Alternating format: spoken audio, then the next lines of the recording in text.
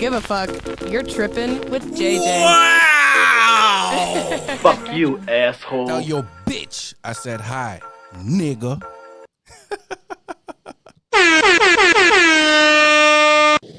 Welcome, everybody. I am your host, JJ, and you are on Tripping with Motherfucking JJ Podcast. All right. Today we got an honorable mention. Obviously, we got Kelsey Campbell in this motherfucker. We got Kelsey in this motherfucker today, man.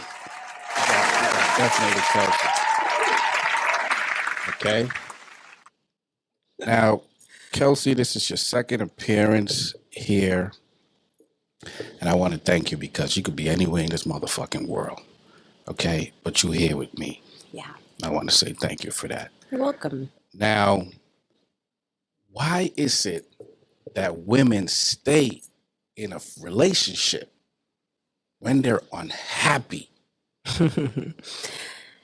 You know, I can't speak for all women. It's a big world, as I always say. It's a big world out there. So I feel like my opinion on that really only represents a very small percentage of the women of the world.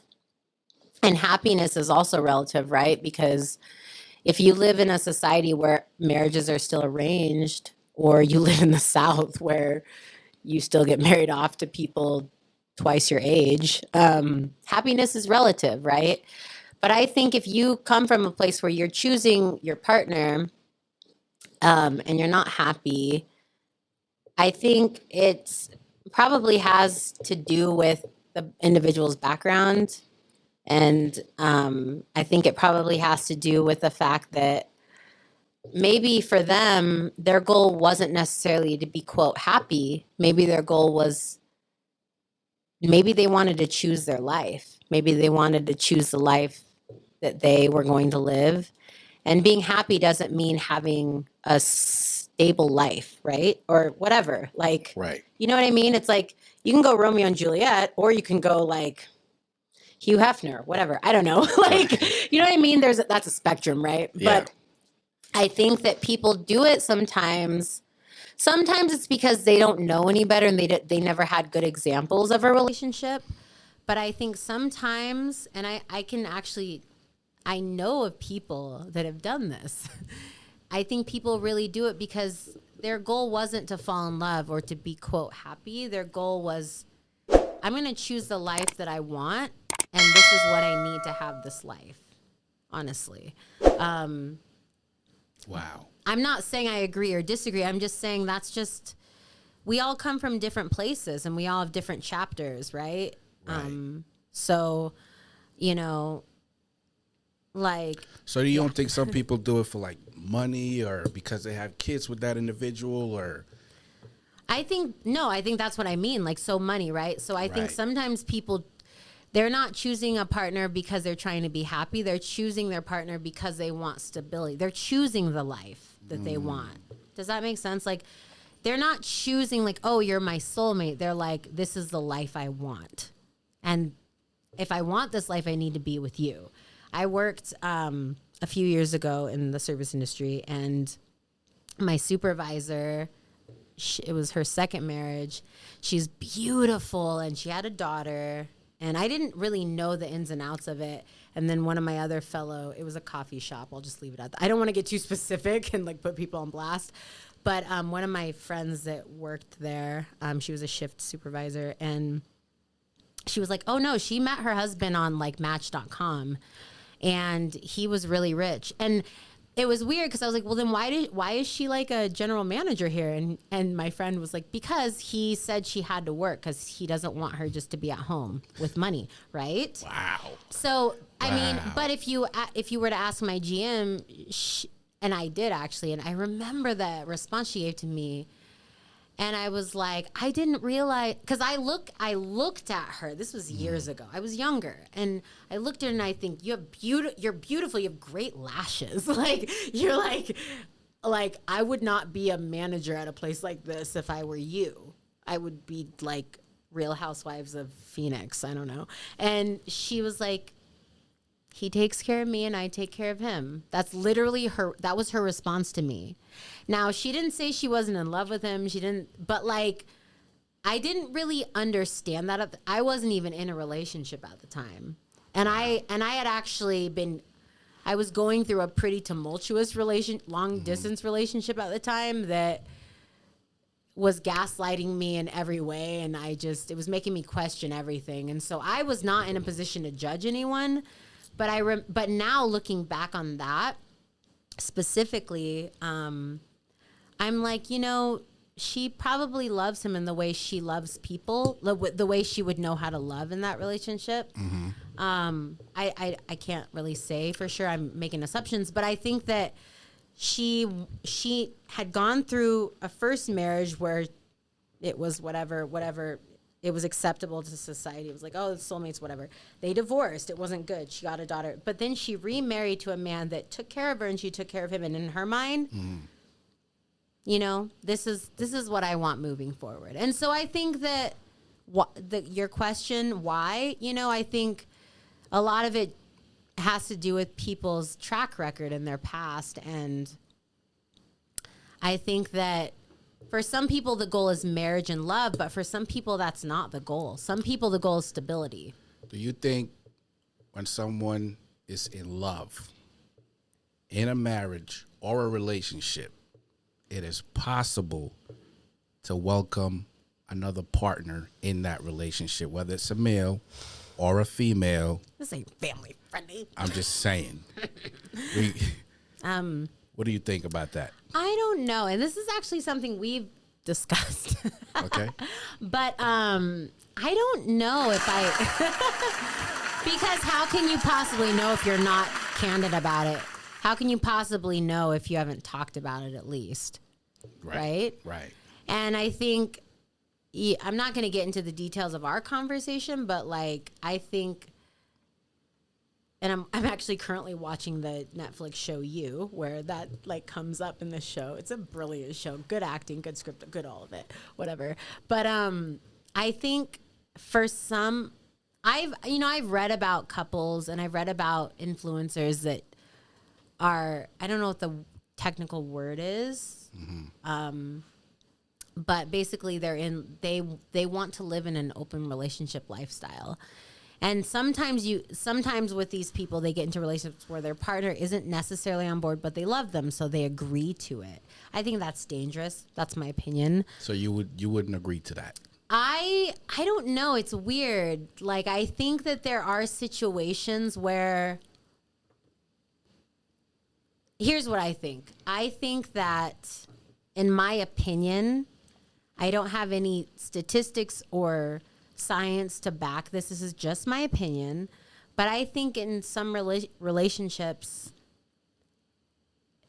if you need to venture out and it's and you're open and you communicate with your partner, I think maybe if there's a purpose behind it, it could benefit you guys. But to say we're going to add somebody else long-term into this relationship, I think that's a very dangerous ground. And I think if you don't have to be all for marriage, but I think commitment is a necessity in a relationship. You have to commit to the person you're with. So if you claim to commit to your partner, but you also have a third party, you're not committing to your partner, you're committing to a team. Like, it's not the same. An individual sport isn't the same as a team sport. I can tell you that firsthand. Like, they're not the same. Is your unhappiness worth his happiness in the relationship by bringing somebody else in? You're going to sacrifice who you are to make the other person happy, including your morals and principles. I mean, I can tell you right now, I wouldn't be okay with that. I can tell you, but for me to sit here and say that's worth it or not worth it to somebody else, that's really not my place. But for me personally, no, it's not. Like, I would not be okay if my partner brought somebody in for an extended period of time. Right. I don't even know. I think even short term, I don't even know if I'd be okay with that. Right. I just know myself. I'm like a jealous, competitive person. Right. I wish I wasn't. It's not even the jealousy either. I just, this is something I've done a lot of work on with my therapist, but like I tend to measure myself a lot. So for me personally, I think I hear your question, but for me, there's layers to the answer. Like I know that I struggle with jealousy and envy, and I always have before I was ever in a committed relationship. So it wasn't really about the relationship. It was about my own insecurities. Okay, pause, right? But why would I subject myself to something that puts me back into the worst places of anxiety and depression? I'm not going to subject myself to things that do harm to my mental health. Now, if my partner feels like, oh, I need this to be happy, then I'm like, well, then our partnership isn't making you happy, and we shouldn't be a committed partnership. Yeah, but not necessarily, because let's say he's happy by the things you do for him. Okay, he's happy by the way you treat him, by the way you respect him, by the way you honor the relationship, by staying faithful, right? Mm-hmm. However, there's a point in that relationship where he just wants to try something else. It doesn't mean he doesn't love you. It just means he wants to experiment in the process of indulging into. If I'm being honest, if this were to happen, which I don't imagine this would ever happen for my relationship, I don't see this happening. But if it did, if I'm being honest, because like I said, we've had these conversations. We've talked through this, and those conversations are private, and I'm not going to get into the details of them. But if my partner felt like he needed to experiment, the type of person I am, I would have a hard time telling him he couldn't, because I'm not that type. I'm not a person that's like, you can't. I watch way too much crime TV. I cannot control my partner, because I'm like, listen, like if he ends up dead somewhere someday, I don't want to even be a suspect. Like, live your life. Like, you know what I'm saying? I'm being real. I'm not even trying to be funny. Like, this is like so like, I'm really being honest. Like, I would say, listen, experiment, but let's just be really, I'm all about the straight up truth train. Okay. Live your life, but if this is something you need long term, then we need to reevaluate our relationship. So let's say you agree not to bring anybody in. Out of respect for you, he said, okay, honey, I'm not going to bring anybody in, but will you allow him to cheat? I would not allow that. I wouldn't. I'm not. Okay. It's cheating. Okay. Cheating. You're not saying, can I have another partner? You're saying, would I allow him to cheat? Cheat implies something bad, something criminal. Okay. This isn't like, what's the word? It's not, we're not in agreement on this. It's cheating. Right. But let's say that will be the breaking point. That will be the breaking point for him if you don't go along to get along. This is partly because of my background and my education and the things that I read and study up on my own, because I'm kind of a different type of apple that fell from the tree. Like I've owned up to it. I'm really obsessed with like the psychology of deviant behaviors and criminology and all that, and I'm really interested. So it's not just me. Like I'm like really into like psychopaths. Like no, I really am enamored with the psychology and the science behind it, and I really believe that if my partner needed that would be an indicator for me that maybe we should refigure our relationship. Maybe we aren't life partners. Go live your life. If you want us to be casual, let's call that casual. Let's give a different category to our relationship, right? But I'm not the type of person that would be like, let's just live this way for appearances. I'm not an appearances person. Okay. I'm like, live your life. And there's things in my past too, and I've had to come to Jesus about it, about a few a few things in my life where I'm like, listen, if this came up in an interview, I need to be able to honestly answer and own my decisions. Okay, amen. Let's do this. And I will. And I am at a place. So, like, for me to say that, but then to not give that courtesy to my partner would be criminal. So, like, I feel like if my partner needed to go figure things out and experiment, I respect that, but I'm not going to be held under what's the word I'm trying to think of? I don't know. I'm not going to be told what I can and can't do when somebody in that type of proximity is not being told what they can and can't do. Like, there needs to be some equal rights, Right. within our domestic, Right. like, And let me switch context. course a little bit, right? Yes. When you answer this question, I got another question right after you answer the question. Okay. He's having fun. He's enjoying it. He's like, He's enjoying it. gosh, are you So- going to video anything? Oh, okay. Would you adopt a child? I would totally adopt a child. Okay. Now wait.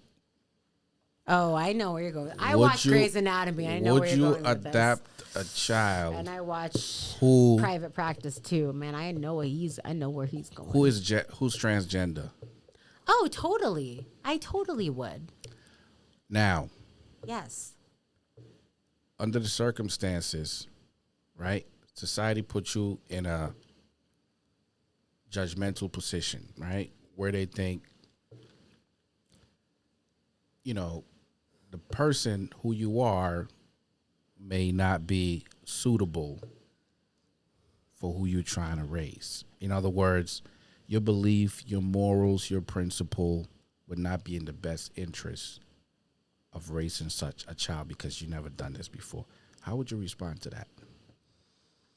I mean, here's the deal.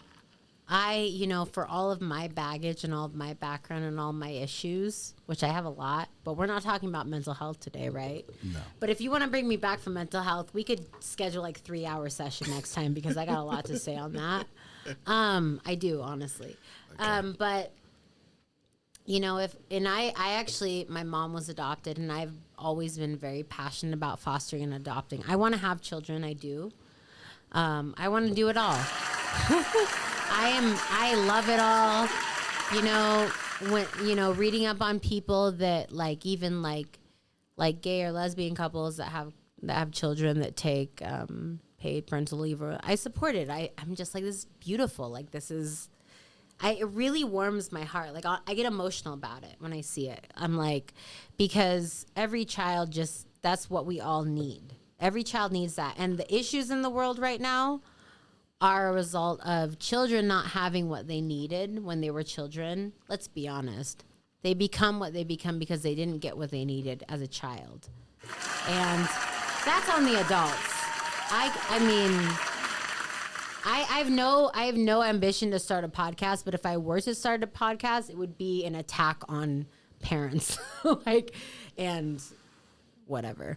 It would be parents mostly. Because I feel like the issues of deviant behavior, that's a broad term, but the issues of deviant behavior are a result of parenting and some other things too. Because parents can do everything right, and you could still have a psychopath as a son or a daughter, which it's usually statistically it's men that perform like serial killings and just look at historically in science and whatever. But I feel like if I had a child, whether I adopted or fostered, which I've always been passionate about fostering and adopting, always. And it's crazy to me because it's very, very difficult to foster and adopt. But then I look at the system, I'm like, then why are all these children being abused house after house after house? How come all these children come out of the quote system and they're like, yeah, I went through the system, and they look like they've been abused. Right. And then you're like, why is it so hard for me? I'm a good person. I want to literally give you ice cream and lollipops. I want to give you fairy tales and butterflies. And you went through that. Why are they making it so hard for me? But you went through that. Like Nancy and Greg from Alabama had a dead child buried in their backyard, but they're still collecting on that child. Right. And they like chain you up to a fence. Like, I wish I was making this stuff up, but this is stuff I've read about. This is stuff I've researched. I'm weirdly and unusually obsessed with these stories because I've always been passionate about this. Right. But for me to go adopt or foster someone right now, I have to present my income and I have to present our background and I have to present this, that, and the other. And I'm like, I'm actually a good person and my mom was adopted. I actually have a lot of life experience. I've seen the world. I'm a good person. I'm an advocate for safe sport. I've literally represented athletes that have been abused and I will fight and speak up. And you want to tell me that like I'm not eligible because we're not married? Like, Wow. That's crazy. You know what I'm saying? So, like, I have issues, you know. I do believe in compliance to a degree, but I also think there's so many flaws in our system right now. Fostering and adopting is beautiful and amazing and an incredible opportunity for parents. And I've envisioned it a million times. I'm telling you, I've envisioned adopting and fostering a child, and I've envisioned loving it as if I gave birth to it. What's stopping her you? Or him. What the Honestly, whole interrogation process is the interrogation process plus life. I feel like, you know, currently my partner and I are trying to have children, and that is stressful. And to the women involved, it can be very discouraging. Let's just be honest. Discouraging in a way I never understood until I was going through it. I've had some very, very hard days. Sorry. And I think when you're like, I want to give a home to a daughter or a son, and they're like, okay, you need to do this and this and this, and it's like 20 things, and you're like, I know the psychopaths that do this. You're okay. And it can be overwhelming because it's not a good excuse. I'm just saying, like, there are things when you run into somebody that really wants to give a home to somebody and it's like an abrupt stop because you're like, I'm just trying to help. You know, I'm actually not trying to play the system. What about surrogacy? I'm not personally about that. I can't imagine giving birth to a child that I didn't raise. But I'm not saying that. I think there's people that don't want children, but they're fertile and they can do it. And I respect that. I'm not that person. So you're not an advocate for surrogacy? No, I didn't say that. I'm an advocate for it. I'm just saying for me personally, I wouldn't do it. Oh, you wouldn't do it personally. But I'm an advocate. I think there's a lot of women out there that are very fertile and can do that for families, but they don't want children personally, and I think that's incredible. I think you can't fake that. People that think, oh, they're in this for the money. You cannot carry a child for 9 months and give birth to it, and it's only for money. If it is only for money, I don't know. In my opinion, you are not the average representation of human. There's something different about you. I don't know if it's good or bad, but there's something about you that is different. Because to give birth to a child that you carried for 9 months and it's only about money, I'm like, crazy. I don't connect with you. I'm not saying that you're wrong. I just don't get it. I don't get it. And so I think that there are people out there that don't want children, but they can carry children. Right. And it's good income. Let's be honest. It's really good income. If you want a surrogate mother, you're going to have to pay. That it's expensive. I've done the research. You know, I'm at the age where that's the type of thing you do research on. And so it's like 1 to 2 years of college tuition. Very costly. So really like a lot of things in Western culture, for you to get what you want, you have to have income and you have to be somewhat comfortable financially. Absolutely. Economically speaking, we have a lot of challenges right now. Okay, politically, business wise, everybody's struggling. Okay, Not everybody. There's like 1 or 2% of people that aren't struggling in the U.S. well, very small percentage, Yes. but for the most part, business has been affected by COVID, and families has been affected by COVID. You know, how has this downfall impacted your life, positive or negative or otherwise? I mean, it depends on what we're talking about. I think that in terms of like wanting to start a family, which really was a result of me retiring from athletics, I don't know if it was positive or negative. It was mostly more about timing. I always knew I wanted to start a family. I always knew I wanted children. And I always knew that my athletic career was time sensitive. And then COVID happened, and I thought that I would compete through 2021 when the Olympics were delayed. But then it was very apparent to me that I didn't want to do it anymore. And I don't know, maybe I didn't want to do it earlier than when I retired, but whatever. But I think for female athletes, it's huge because it's not like we have the government stepping in and saying, we'll freeze your eggs if you want to be a professional athlete. So what we have to do, and what a lot of athletes do, is they reach out to companies and say, will you sponsor me because we don't make any money?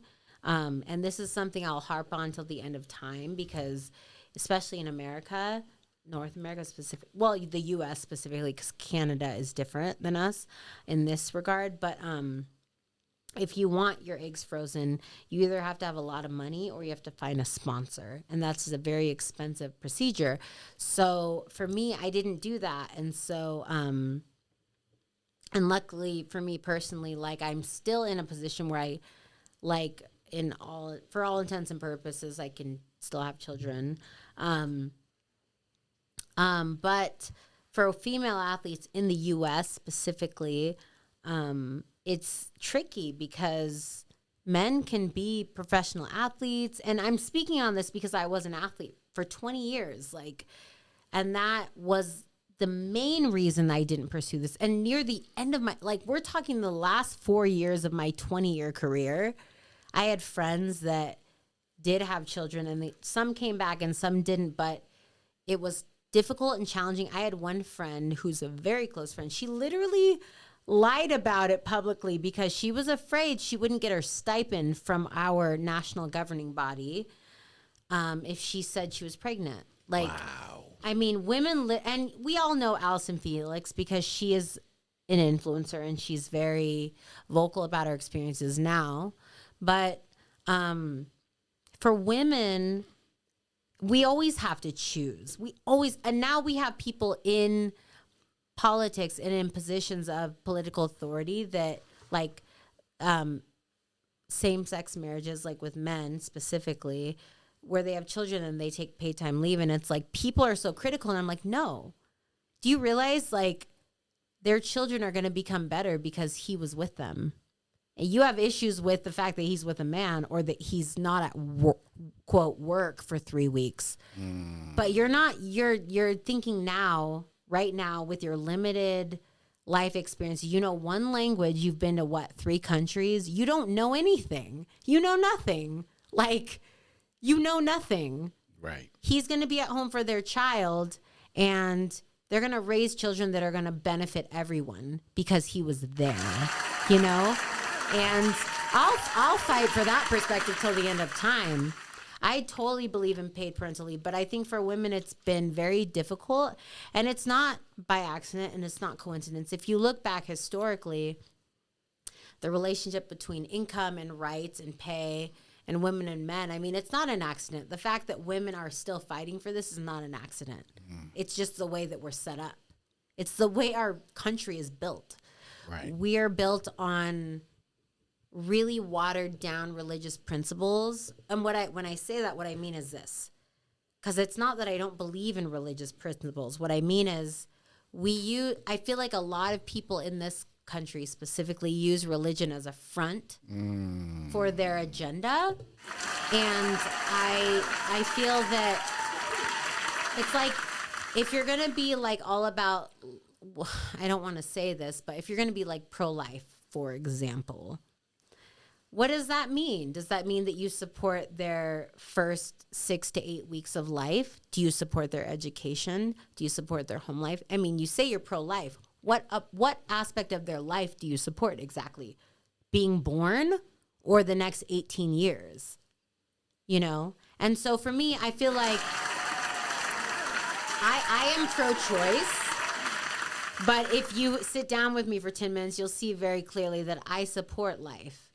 I love a beautiful life. And I love when I hear stories about children that were given an opportunity to live in a healthy home, like there's nothing that moves me more.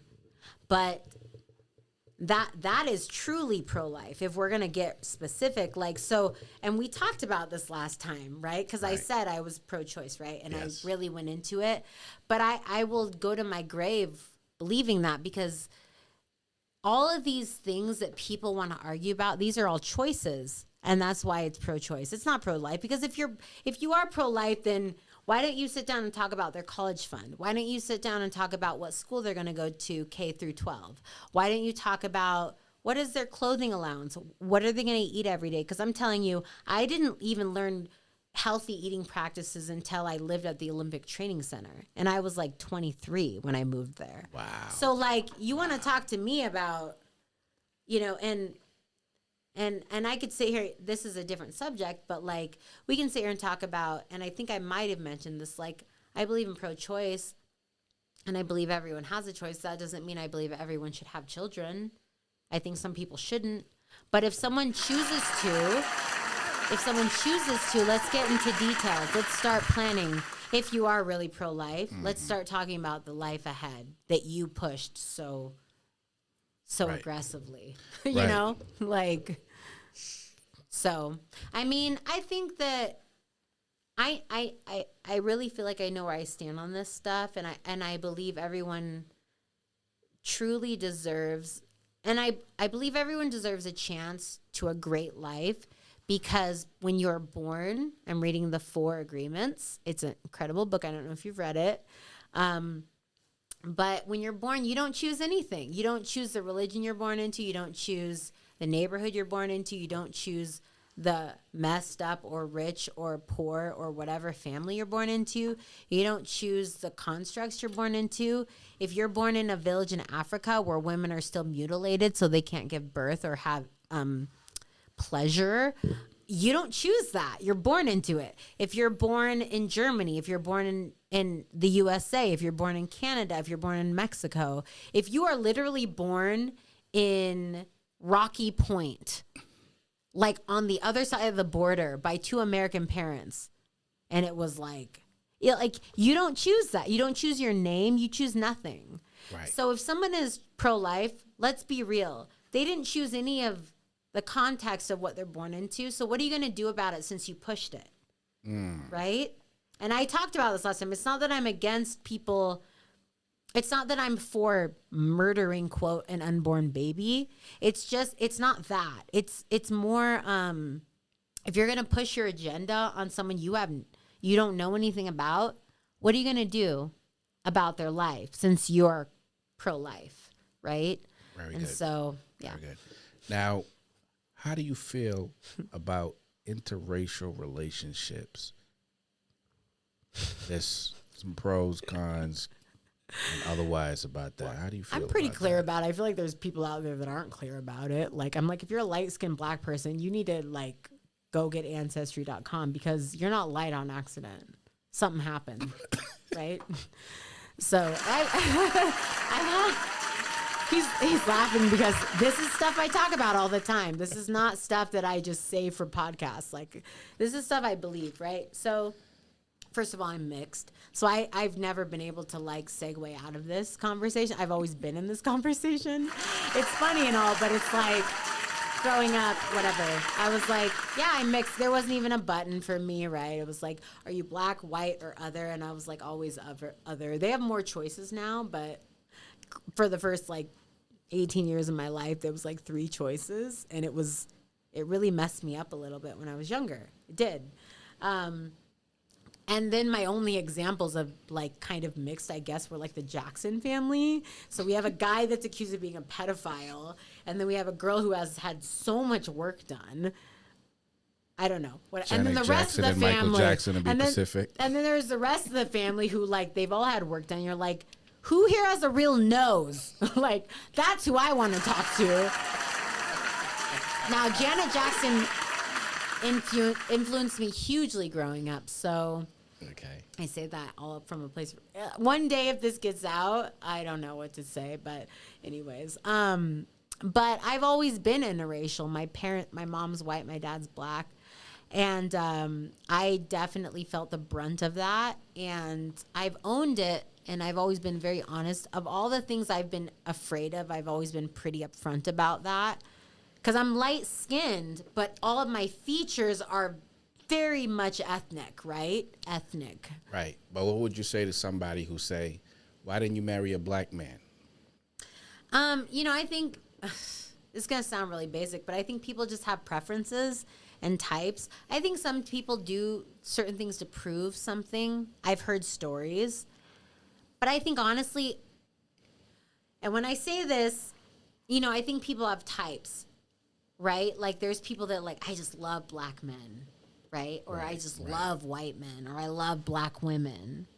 And we know historically, just because you have a type doesn't mean you don't have racist behavior, right? You can have racist attributes to your character and still be with a person of color. But I think I don't have a problem with it.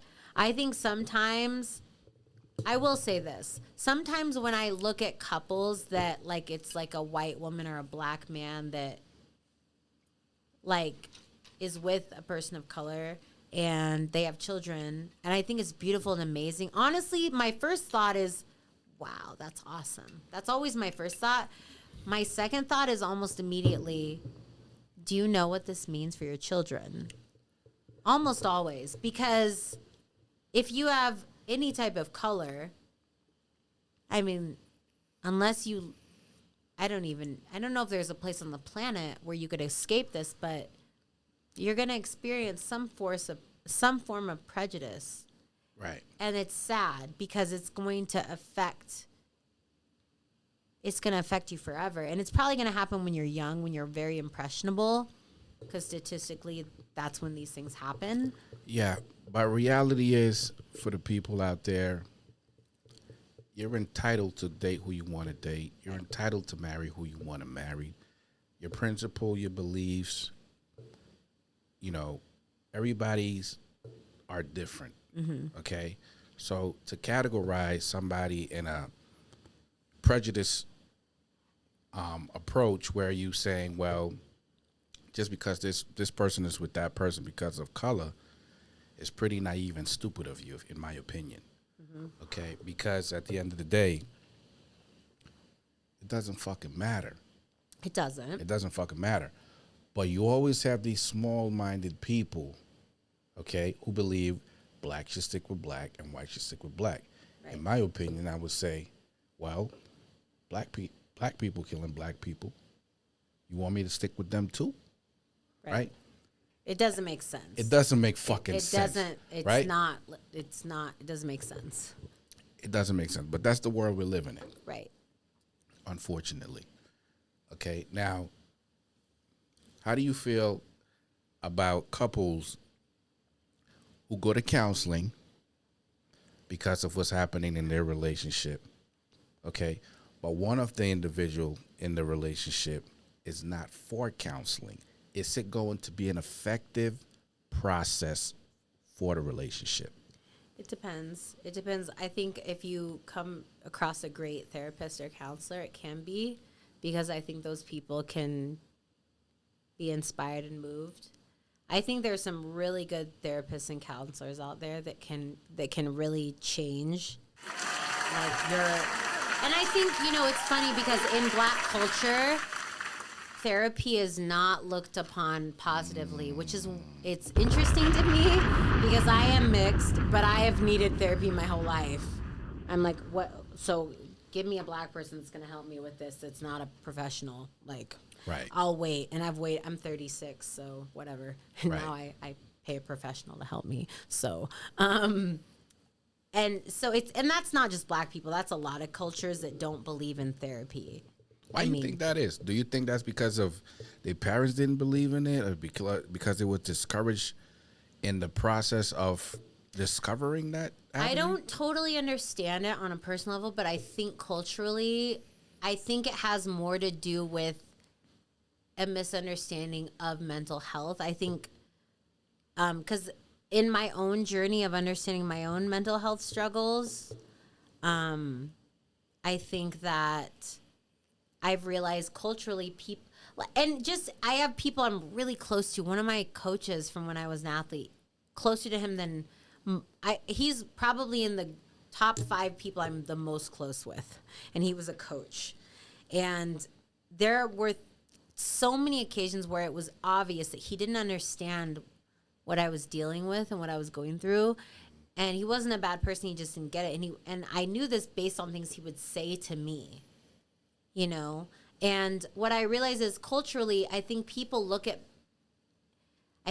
don't get it look at mental health as like, oh, you're having one of your days again. They look at it like a period or something, like it's your cramps coming back, like you're just having a day where you can't be around people, or you're just, let me know when you're feeling better. They look at it as like you're having a bad day, and not like it's like, no, there's something going on in me that I have no control over, and I can't explain it. I just can't get out of bed, and this has gone on for 4 days, and now I have 4 days worth of things I can't do, and now I'm behind, and I have to come up with excuses, and that's my life. And you don't get it, and you think it's just because I had a bad day, and so because you think depression is just a bad day, you look at therapy as like, oh, so you're looking for someone to just pat you on the back, like you're paying somebody to make you feel good. And so I think that it's cultural, but it's like decades of this. I mean, think about the ways your parents influenced you. Just your parents, one generation. Think about what they have said to you about therapy or counseling or mental health, and how that's just one generation, one person, one set of parents. Now let's look at the whole world, right? And if everybody was like you and your parents, what would it be? I mean, scary. Like outside of mental health, Scary. I can look at my dad, and even culturally, I made a joking comment because I did one of those DNA sites, and I was like, Dad, we're like 65% Nigerian. He's like, we're Jamaican. Like, and I was like, yeah, but Dad, Jamaican, no. Like, we're Jamaican, but Dad, we're literally African. Like, I didn't know that until I did a DNA site. I didn't understand. Jamaicans are like Hawaiians. Like, okay, it's not really like a race. It's like, we're literally, like, you're Polynesian and we're African. Like, and that's not a bad thing. But people are like, no. I think it's kind of similar in that way, where people are like, you're having a good day, you're having a bad day. We're not mentally ill. Because 30 years ago, mentally ill got women put in hospitals and got them sterilized. Right. So, like, I just think it's cultural, and it's people that are uninformed and people that cling to their belief system because we're America and we're allowed to be free to believe whatever we want instead of just being open to being educated more. And it's funny because I get it. I just happen to struggle with mental health. So I'm like, listen, it's me we're talking about. I've actually achieved things in athletics. I've achieved things in all these things. And I'm telling you, mental health is real. It's a real thing.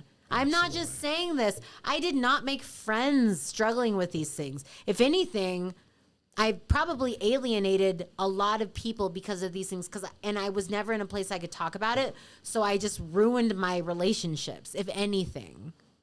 So I'm coming from a place of like, no. Seriously, guys, I would never do this to get attention. As a matter of fact, if I wanted attention, I would continue to fake it. I would say the opposite.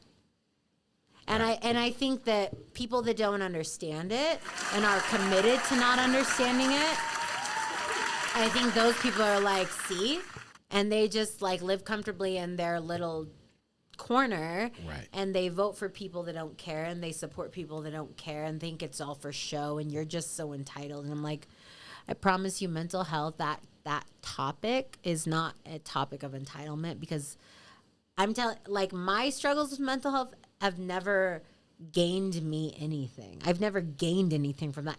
I guess the one thing that I have gained from it is empathy, which I'm actually grateful for. I have a very strong empathetic, like, I can't even step on a freaking spider. Like, I can't. I'm one of those people where I can't even kill bugs. I take in every stray animal I see on the street, ask my partner, it drives him nuts. We have 5 animals at home, like, and they're all rescues. And 2 of them are literally from the actual street outside of our house. So, like, Wow. so I am not a person, when I say I'm empathetic, I mean it in the most literal form. And so I think my mental health struggles have developed an empathy in me that I can't deny, and I don't want to. I want to care. It's impacted my diet. Like, I don't eat meat, and I've strongly considered going plant-based for about 1.5 years now, and these are, like, for me, it's real. It's not for show. Like, I'm my own life. You don't think I like eating bacon? I love eating bacon. There's pictures of me with a plate of bacon living at the Olympic Training Center, and it was celebrated and funny to all my friends. Like, I gained friends for liking meat, and I'm choosing not to like meat. Do you think that gained me friends? No, I didn't gain friends. I didn't gain supporters for the empathy that I feel.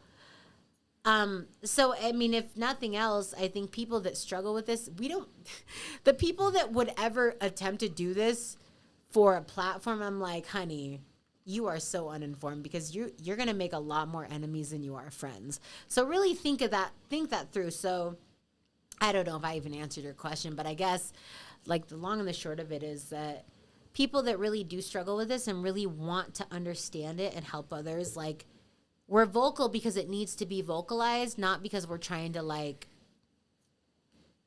I don't know, be popular. Because these things are not popular kid things. It's not popular to say, hey, I'm running for student council, and also I'm depressed and I'm socially anxious. Vote for me. Like, are you kidding? How do you feel about Biden running the country? Is he doing a good job, a bad job, a great job, or he just fucking up?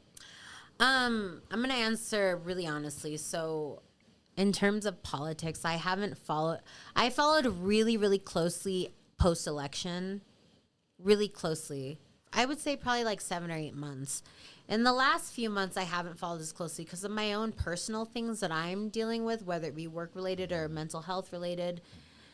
And so every now and then I'll see what's trending, and I'll see what's going on, and I'll see people like, dogs are being tested, F Biden and Fauci. And I'm like, well, there was some Americans stranded overseas for one reason or another. Okay? In Afghanistan. And they were really alone for weeks, for months perhaps. As an American, we all have rights. We all are entitled to certain fundamentals according to the Constitution. theoretically, in theory. You can say that. Do you think the administration in the White House did the right thing in the right time about what was happening in Afghanistan? So, in terms of what you're speaking about specifically, I just don't know enough about it. Like, Okay. I just don't. I'm being honest. Like, I just haven't followed that closely. And the few stories that I know of that are mainstream are things I just go and I look, what's trending on Twitter today? I don't even have the app on my phone, so I literally open a window up and whatever. I just don't know a lot about the situation to even speak on that. And one thing that I am regularly candid about, this is true, is that I've always had a very strong sense of none of us really know what's going on in politics. We all think we know all the details because the newspaper that we choose to read is reporting on it. We think we are informed. I feel like right now, if I were to be like, let's stop this interview and I'm going to go research this for like 5 hours straight, and I would come back in 5 hours and 10 minutes and I'd be like, listen, this is what I found out, but here's the deal. I still don't know everything about this. And so the way I would answer that is, in terms of, well, how's Biden doing? Okay, that's one question, but how is he doing specifically about this issue?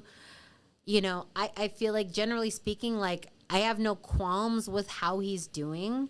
What I will say is it's nice to have, in my opinion, it's nice to have a president that doesn't make women feel like they are the target of like attacks. And it's nice to have a president as a person of color.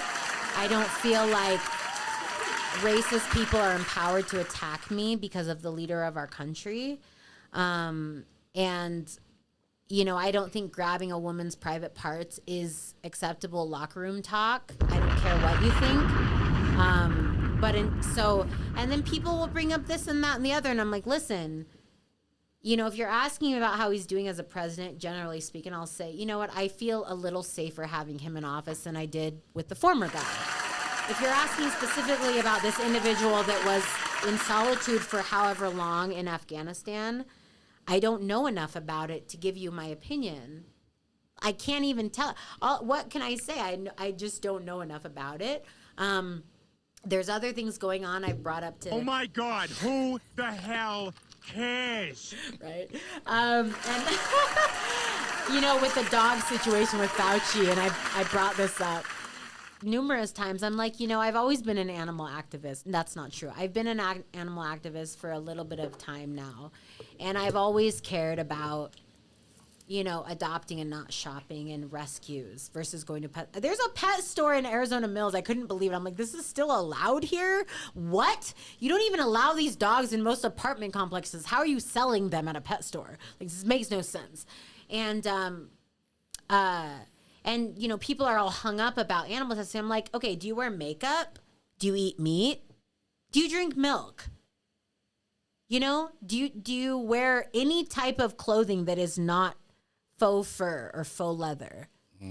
So if you're not completely like minimalist, vegan, plant-based, you really need to calm the hell down because you're suddenly so aware and woke about animal rights because you didn't like him to begin with. Now listen, I don't agree with animal testing, but if I'm being honest, a lot of the things that we benefit from now is from animal testing. I'm not saying I support it, I'm just saying we benefit from it. That's true. We all do. If you buy cheap makeup at CVS or Walgreens, you're benefiting from animal testing. Most people don't look at the ingredients. Most people eat at Burger King and In-N-Out in Arizona. In-N-Out, are you serious? Right. Like, what are you going to get if it's not meat? French fries cooked in canola oil that still hurts our planet? Like, if you really care, then care. And I've said this publicly because I'm like, it's not that I support it. I don't know enough about it. And even if you went on trial tomorrow, we still wouldn't know enough about it. There's still probably things we don't know. So I'm not going to sit here and act like I'm an expert. And I'm not coming at you. This is literally, like, we've had this conversation. This is truly how I feel. On and off the camera. Like, I'm like, listen, and this is why a lot of animal activists don't preach on this, because the fact is we're all complicit. We're all complicit when it comes to people overseas, when it comes to war. Like, a lot of people that have issues with what you're talking about, I mean, the former president, like escaped any chance of going to war, and he had the opportunity. So, like, how much do you care about representing the country? Do you support it or not? I'm not going to put you in a box, but just look in the mirror, you know, like, you know, if you support a guy that literally evaded going overseas to support the country, but then you have an issue with so-and-so, but then suddenly you're like, but wait, what about this soldier? Like, look at these people, like, so what do you support exactly? Because it seems like it's more about your agenda than it is about the topic at hand. you know? And so whether we're talking about soldiers or we're talking about being patriotic or we're talking about animal rights, I feel like what it all circles back to with America specifically, the USA specifically, is I think people need to get a grip on like, where do you really stand? And if this is really about your agenda, if it's like, you know, I don't give a crap about Fauci, or I don't give a crap about dogs, honestly, because this is gonna. God, who the hell cares? This is gonna sizzle out in a couple months, and you stop caring about dogs, but you're still pissed off. It's really because you had an issue with him. Okay, you didn't care about dogs because the dog meat trade. I follow actually a few people that are dog meat trade rescuers. I can't even believe it's still legal anywhere. It's horrifying how these animals are treated. It's not so much about the meat, right? You can eat hamburger, but you can have your own cow that's treated humanely. I'm not going to sit here and preach at you. But if you're going to sit here and eat meat like without a care in the world and eat wherever you want and not look at the small print, but that you're going to have an issue with Fauci or whatever, it's like, that's hypocritical. That's hypocrisy in its purest form. And so in terms of what you're asking me, I'm like, listen, I don't know enough about the situation to even speak on it, but I will say, if you have an issue with people being overseas in solitude, then why do you support sending people to war in the first place? Like, if you think that, and we can, there's so many tangents. If you have an issue with, if you have an issue with athletes, like, oh, they're so privileged. Oh, you're rich now and you built your platform off this, but now you can't speak to the press. Like, well, then why do you have an issue with someone serving the military in solitude? If you have an issue with that, then why don't you support Simone Biles? Because we're talking about the same PTSD. We're talking about mental health. That's the issue, right? The solitary conditions of the person serving the military, the issue is their mental health, right? If you're in solitude is an issue because it affects your mental health. If you have an issue with that, then why do you troll athletes that are trying to help their own mental health? Like, so that for me, it's like, you don't have to like someone, but just own that. But if you really care about, January 6th, people, they're like in confinement, they only have an hour of sunlight a day. So do you care about mental health or not? Because that's what you're talking about, unless you don't know what the hell you're talking about. Right. How do you feel about prison reform? There's a lot of people locked up that possibly, allegedly, did not do the crime. I mean, right. Like, allegedly, yes, currently, but there's like historically so many people that have been acquitted because the constant advancement of DNA and technology, like literally the year I was born, DNA, you had to have such a huge sample of DNA to even perform tests. And if you did perform a test, you could no longer use the DNA ever again. I know this because I watch way too much crime TV. And today, I'm not an expert. I've just always been very enamored with this topic, right? Today, there are people getting acquitted for crimes because DNA has constantly advanced and technology has constantly advanced, right? This is such a great thing. There are so many people in prison and in jail. Those are two different things, which a lot of people don't know that. There are so many people that are not guilty of the crime that they're being accused of. That's just true. And then there's also people in jail and in prison that are being held captive because of nonviolent crimes, which some people are like, well, if you're a criminal, you should be in jail. But it's like, if you smoked weed 3 times and got caught, you're in jail for life. No, you should not be. Listen, your taxes are paying for that, folks. Just so you know, these are nonviolent crimes. This person just wanted to get high, and their parents were probably alcoholics, and they were probably abused, and they were probably in a bad neighborhood.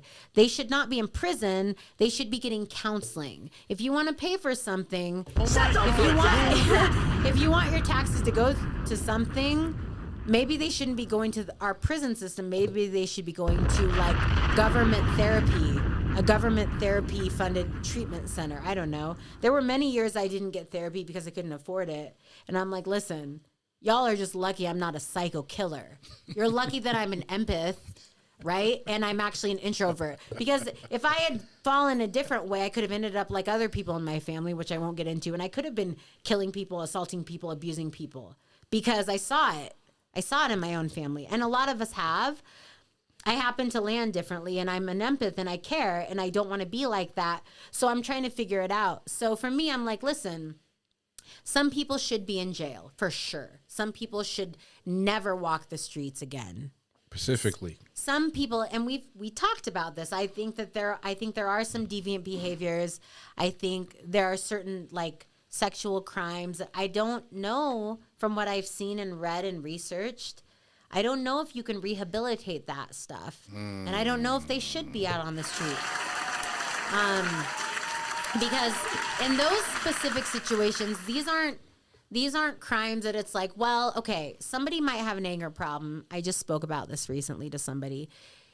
Maybe you're in a relationship where you're an abuser, where you've hit your partner. I'm not saying I agree with it or I support it, but in those situations, there probably are things triggering that behavior. Maybe you cannot be around alcohol. Maybe you need a structure in your relationship.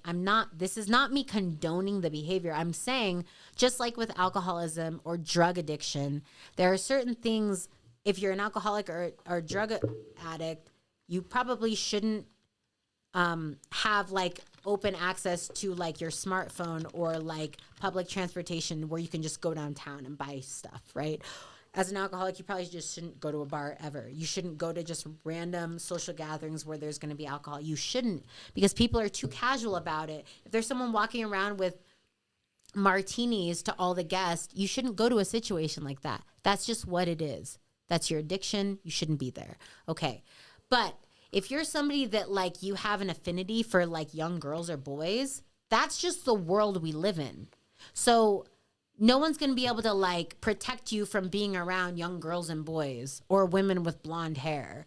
Like that's the world. So when I say I don't know if it can be rehabilitated, what I'm saying is if you have an affinity for that type of deviant behavior, the world is not responsible for protecting you from the fact that you want to abuse and assault and kill somebody because they have blonde hair. Like you probably, if you've committed the crime, you probably should not be on the street. Now, I'm not going to say you're a criminal because you've had thoughts. That's just what we're a democracy. You cannot accuse someone of a crime because they had thoughts. We all have fleeting thoughts. But if you've acted out on the crime and it's apparent that, okay, this is deviant behavior and this is your temptation, the world isn't a bar. Like children are not a shot glass.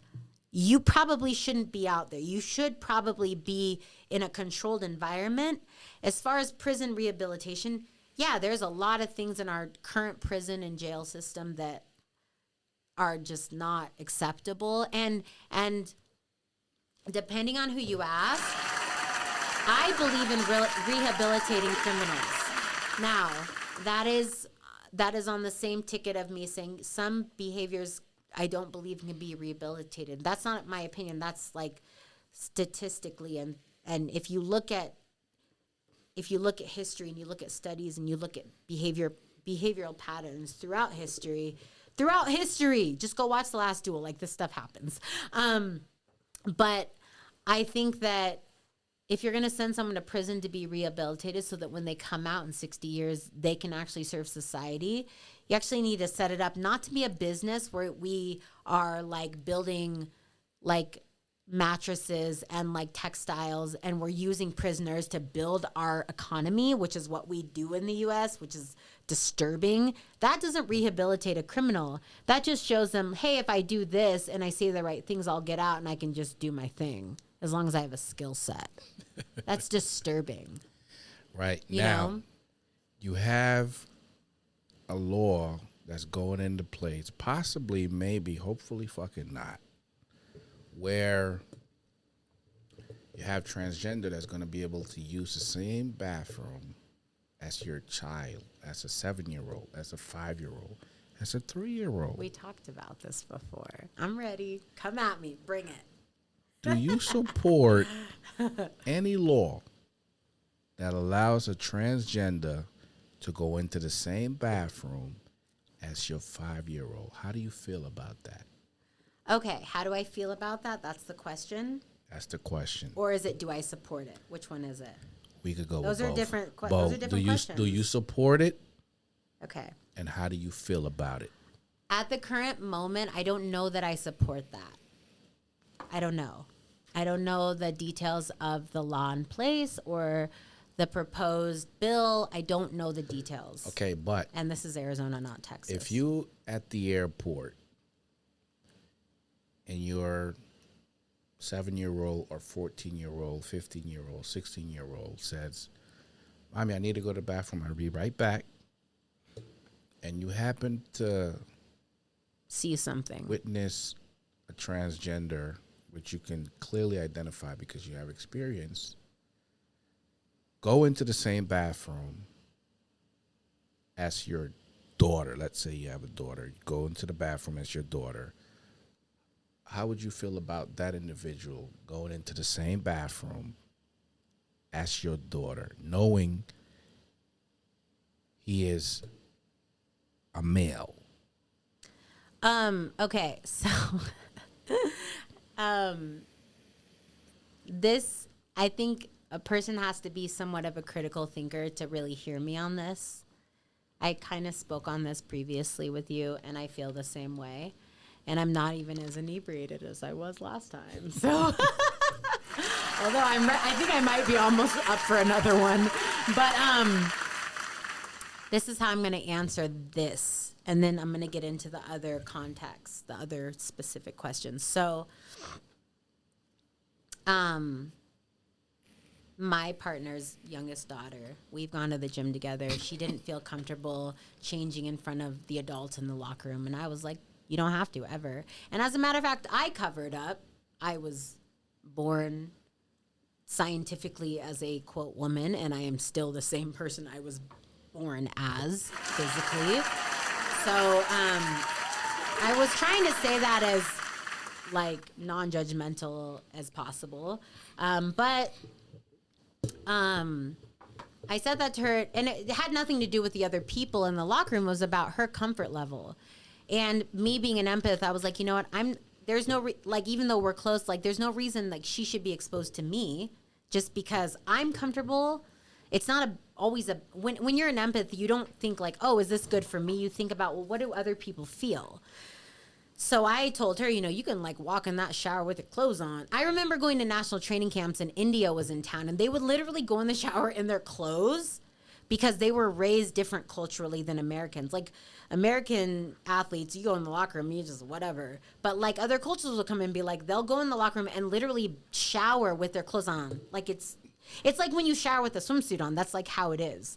That's normal. Which is interesting, and that just shows you that when you see other parts of the world, you realize that other parts of the world are not like you, and it's just different other places. And it just expands your mind, just like that, right?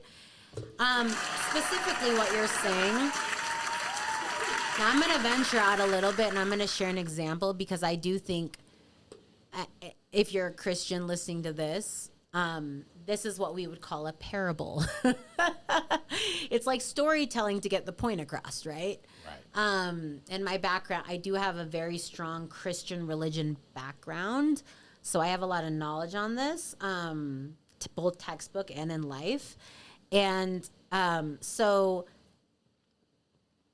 I believe statistically, historically, culturally, and in our criminal history and in our system, there's plenty of examples to support this. But in my opinion, I believe that, I don't know the direction this is all going to go. But if I, first of all, I'm not the type of person that would send a child into a bathroom alone ever, because I don't trust anyone enough. But if I were to send like my partner's youngest daughter into a bathroom, and there were all these things I could be worried about if I were to do that.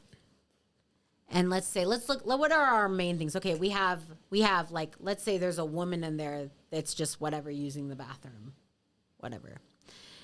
And then there's a woman in there that's like a con artist that like wants to kidnap a child and send them into trafficking, because we're like in Arizona and that happens here.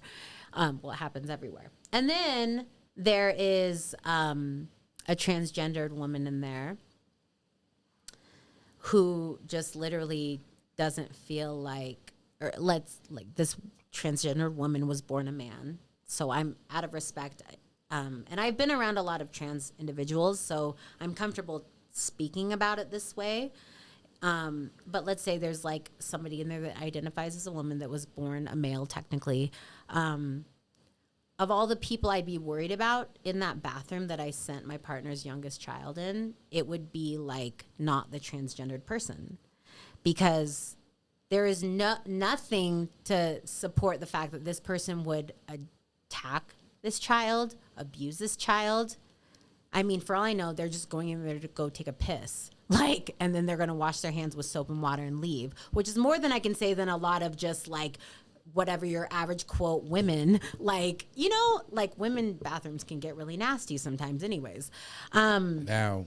So I just want to finish this thought, because I really believe that there are a lot of women that were born women that are still women that are not people I would trust my partner's youngest child around. But I have worked with a lot of trans people that I trust. Why? Because they've had to fight for their own safety. A lot of them have been abused, honestly. And then a lot of them just didn't identify with the gender they were born with, and they just didn't want to be that gender, and so they did the work and they changed. So who am I the most concerned about? It has nothing to do with how you identify. It has to do with your behavior. Now, identifying with a gender that is not what you were born with has nothing to do with your deviant behavior. Because there are plenty, and historically, 90% of serial killers are white men, white middle-aged men. That's just serial killers. That's just one niche, right? We're not talking about like all the other deviant behaviors. But if I send my partner's youngest child into a bathroom, I promise you I am not so concerned about the person that's wanted to wear a dress growing up as I am with the person that currently brings multiple men into their home, traffics their children, doesn't pay attention. I mean, I grew up in a situation where the person that raised me did not pay a lot of attention, right? And this person was born their gender and is still their gender, okay? And this person might have an issue with trans people, but I'm like, you know, there's a lot of stuff we could talk about with just you. And you're still the gender you were born as. You know, so you know, you can ask me like, you know, do you think this is okay? And I'm like, well, you're looking at it from this angle. You know, you're looking at it from this 2D perspective, whatever. There's 1D, 2D, 3D, and then you can keep going. Right. So if you're choosing to look at it from that perspective, yeah, like I can see how that might be problematic. Like, I don't want my daughter to see that. But like, there's a lot of other stuff that your daughter sees just being on TikTok. And you're fine with them having TikTok. You're fine with them having this, that, and the other. You're fine with them staying the night over at someone's house.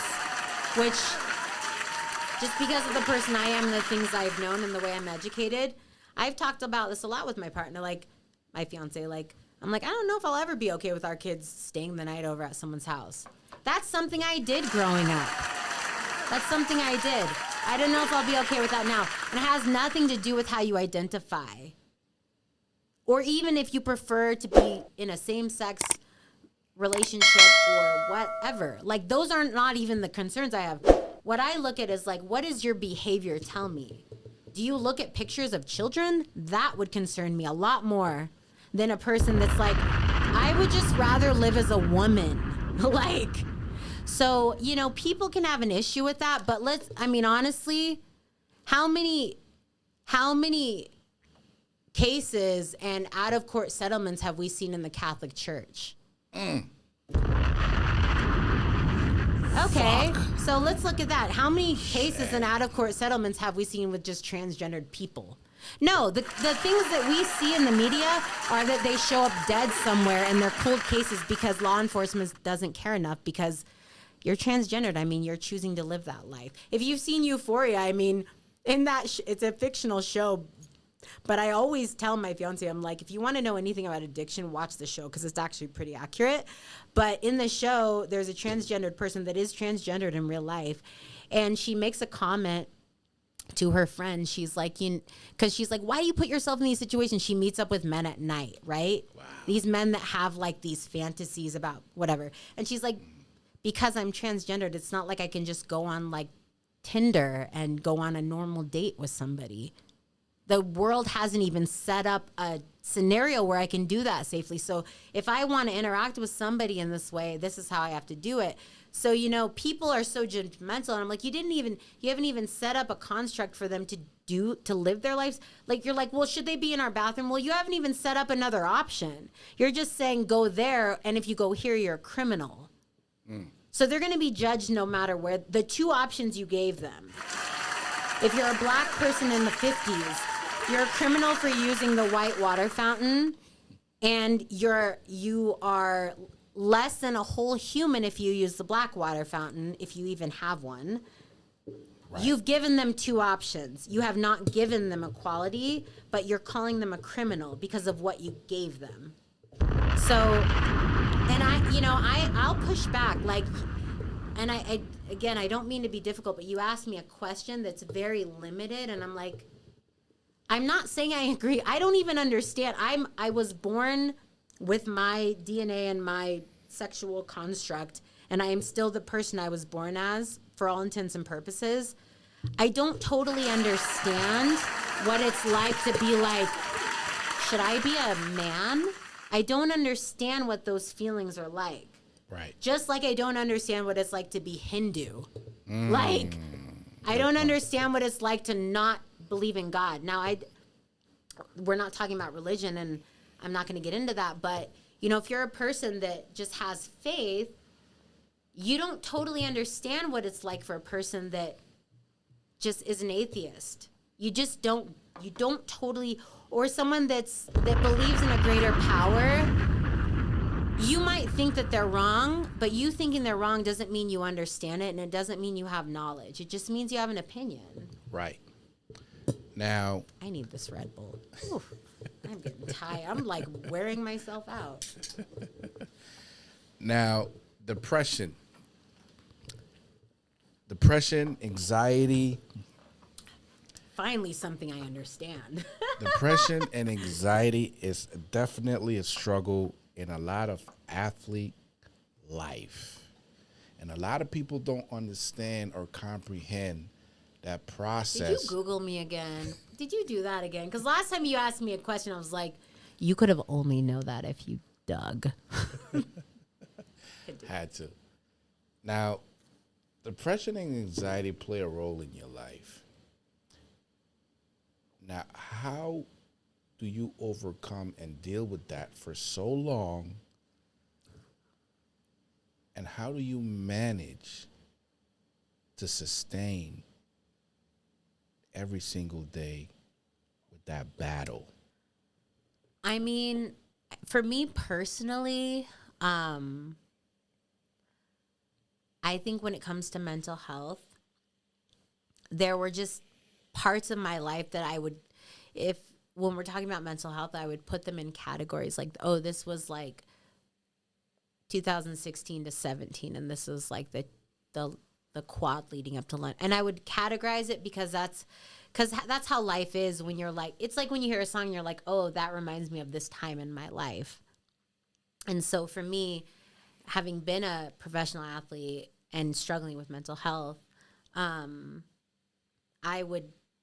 how I would categorize it. I think for most of my life to date, and if you asked me when I was 85 years old, I would give a different answer. Right. Because more of my life had been lived candidly when it came to mental health.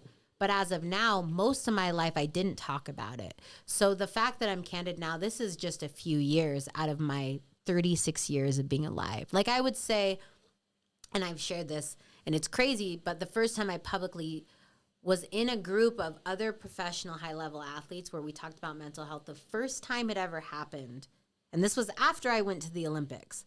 This was after I had something on my credentials that was like worthy, I guess, and legitimate. This was in 2016. That was the first time I'd ever sat at a round table with other high-level athletes, and we talked about, and I remember it, like I talk about it to people, and I remember sitting there, and I was like, it was like the Twilight Zone. I'm like, are we talking about this? This has never been allowed. I've literally been told by coaches to leave the room if feel like I'm going to fall apart because people cannot see me, the number one athlete, look weak. I've literally been told that. How did you feel about that? I mean, knowing you was going through a struggle. I felt like I was messed up. And I left the room and I went for a run and cried the whole time. It was awful. And you didn't have the documentaries out. No one talked about the suicides in athletics back then. And if they did talk about it, it was like third, fourth page, right? It wasn't a story. And mostly, if I was lucky, which I was at different times, if you're lucky, you come across a great sports psychologist that kind of sees it and they just go there if you're lucky. But most of the time, you just, because you have nowhere to turn, I think for me, like religion was a great outlet for me. I say outlet, it's not really what I want to say because it wasn't just like, it wasn't an outlet the way music is an outlet. I believed in it and I was living it. And it was truly like my faith truly like got me through so many times just because I didn't have any other options. And when you don't have a lot of options, it simplifies things. And growing up in the era that I grew up, no one talked about mental health. I can tell you if people talked about mental health, I would have talked about it because it was very evident in my household, very evident. And so since no one was talking about it and it just wasn't available for me to address, I just found ways to get myself to the next step in life. So for me, it was like, well, then I'll be good at the sport and I'll be great at music and I'll get this job and I'll earn an income and I'll not be homeless. And you just find ways to get yourself to the next step. Now people are talking about it and people are still like complete a-holes about it. I mean, when the stories about Simone Biles came out and all of the that's like, I think the most well-known, but there were a lot of stories that came out. And years ago, I mean, there's been many athletes that have taken their own lives because of mental health. Unfortunately. And I'm grateful that they were strong enough to do it. And I'm grateful that people in this country and in the world today are more receptive of it than they used to be. Although not everyone is. I don't think we're not even close to arriving. But when all those stories came out surrounding the Olympics specifically, it was triggering for me. I was like stunned into silence many times because of the stuff people would say. People with influence, like really, really well-known names, not necessarily people I support or follow, but I'm like, you just know nothing. You know so little about this. For you to say that, one athlete that I'm friends with made a comment, and this is an MMA fighter, after the Simone Biles story came out and she kept pulling out of events. And I'm sitting here like, I totally get it. I wish that I would have, I wish I would have just had the wits about me to make those types of choices. Because I think it damaged me to just sit back, deny myself, and just do what I needed to do. There's a time for that, sort of, sometimes. But so, sorry to interrupt you. No, it's okay. Some of the choices you made obviously was against your better judgment. And obviously you have regrets about that. What was the biggest one for you? And how did you get through that in hindsight? And would you have done that again? You know, it's weird because right now I'm in a place where I look at some of the decisions I made, and athletics is has such a dominant place in my life right now because I haven't quite broken through in music or acting yet. And really, as a wrestler, I went to the Olympics. So, for all intents and purposes, I did break through. I did the thing I wanted to do. So it's hard for me to look at other points of my life. It was like about 20 years of my life. It was such a huge part of my life, 2/3 of my life. But I'm in a place right now, where I'm not necessarily at a complete place of hindsight where it's like 20/20 vision. I think I'm at a place now where I'm like, yeah, that wasn't the best decision that I made, but that was the only decision I knew how to make at the time. It was the only decision I had to make at the time that I knew of, that I could have made, you know? Do you wish you had more support, better guidance, more friendship, more of the administrative staff that was supposedly had your best interests? Did they really had your best interests? No, I mean, not at all. I think my national governing body, USA Wrestling, I think the Olympic Committee, I think all of these committees and organizations, I mean, I would even argue the NFL, the NBA, Major League Baseball, like, these are businesses. They're all businesses. Like, I don't think they have the mental health of their athletes in their best interest. I think if you win gold medals, they really cater to you. And I've seen it. If you win medals, they cater to you. And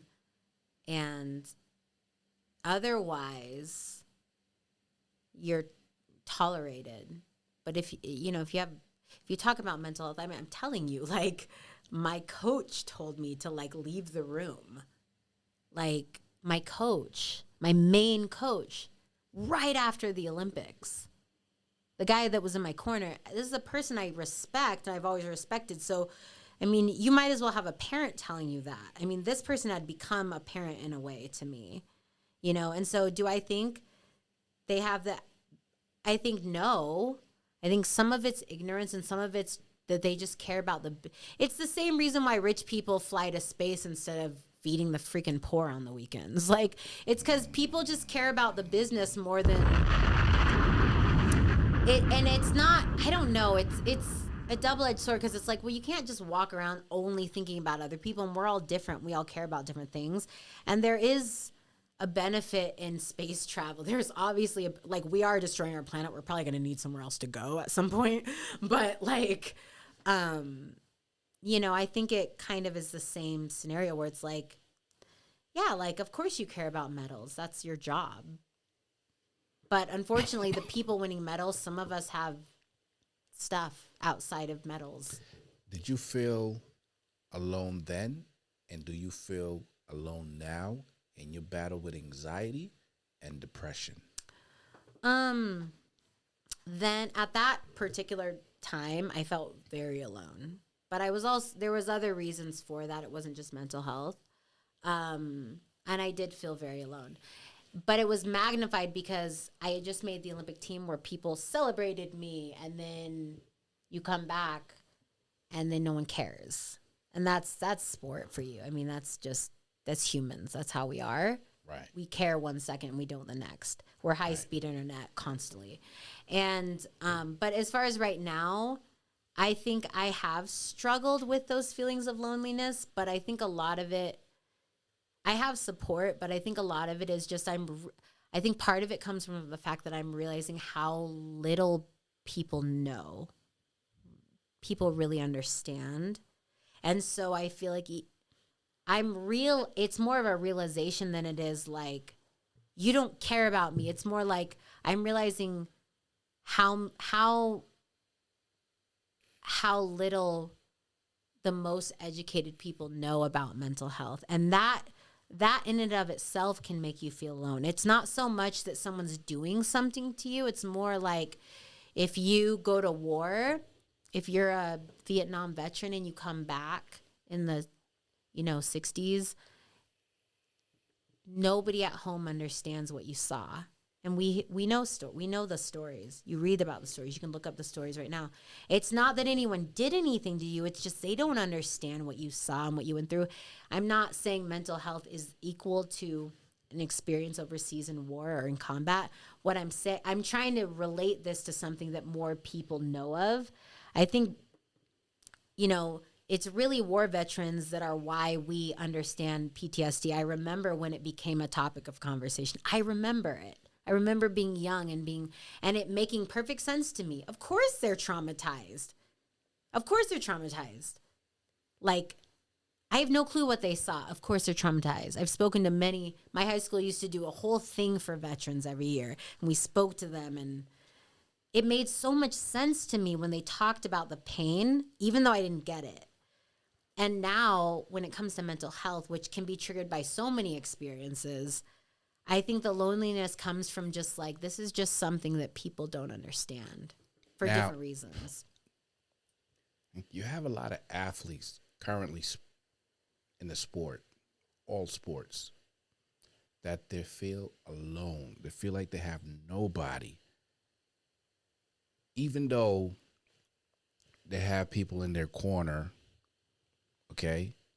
What would you say? What would be your advice to people right now who feel alone, dealing with depression and anxiety in a world by themselves, and they have to face that struggle by themselves? What would you say to them? I don't know if I have the answers to that right now because I don't know if I've even quite gotten there yet. But I think because when I look at the height of my career, I was so clocked in that you couldn't have said anything to even me, you know? And I needed to be clocked in to get to that point. I look back down, I'm like, I look at my friends that are clocked in and they're like killing it in the sports world. And I'm like, that's where you need to be. And I feel, sometimes I can feel offended, like, why don't you care about other things? And I'm like, that's exactly how I was, because that's how you have to be. But, so I don't know if I have the answer, but I guess if I were to say anything, I would say like, the thing that I normally say is like, don't get talked out of what you know to be true. You may not be right or wrong. Like you might be wrong, but I think it's better to do what you feel like you need to do. You have less regrets, and regret's a horrible thing. It's better to do don't go against your conscience. If you feel like as an athlete, this is the path you need to be on it.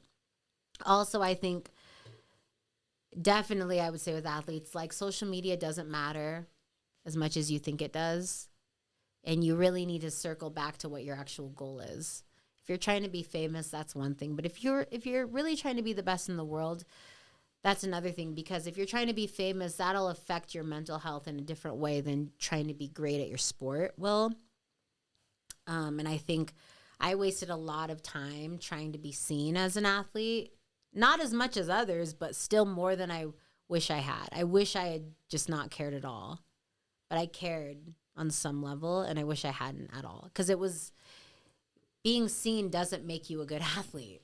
Not in Olympic sports, at least. Maybe pro sports, but not Olympic sports. When I say pro, I mean like basketball, baseball, MMA, like the big money sports. Olympic sports in the U.S. are not big money sports. And then I think not going against your own conscience, not getting talked out of what your instincts are telling you. And that can apply to everything. But I think also just like figuring out what is important to you. Are you using the sport as a ticket to a better life or fame or influence? Or do you just like want to be great at your sport? Because if you're doing what's authentic to you, I think it'll contribute to your mental health. And only you can know what that means or what that looks like. But that's a tough one for me because I don't even know if I figured it out for myself yet. And I retired. I think I'm still trying to figure it out. Did you lose part of your integrity, part of your identity, part of your self-respect in the process of trying to be the number one athlete in the Olympics? No. You lost something. What was it that you lost in the process of being the number one athlete? What did you lose? So I think the thing that I've had to come to, it's like I've had my come to Jesus moments with, is that I think I've told myself I truly sacrificed so much for this dream, right? I truly gave years and friendships inadvertently. And there's just a lot of things that you sacrifice to be great at anything. Right. And I really did put a lot of stuff on hold, especially being a female. There's just things you put on hold. And this is something I realized quicker than I was ready for. I realized that, like, I think I really sincerely thought all the years I didn't do it for some type of return. You don't do it for a return. You do it because you love it and you care about it, and you just assume that there were administrators at USA Wrestling that would say things to me, and I was like, they really care about me, you know? I really felt like they cared. But then you're not number one, and then you're injured, and then things happen, and you realize, like, I thought they cared the way I cared.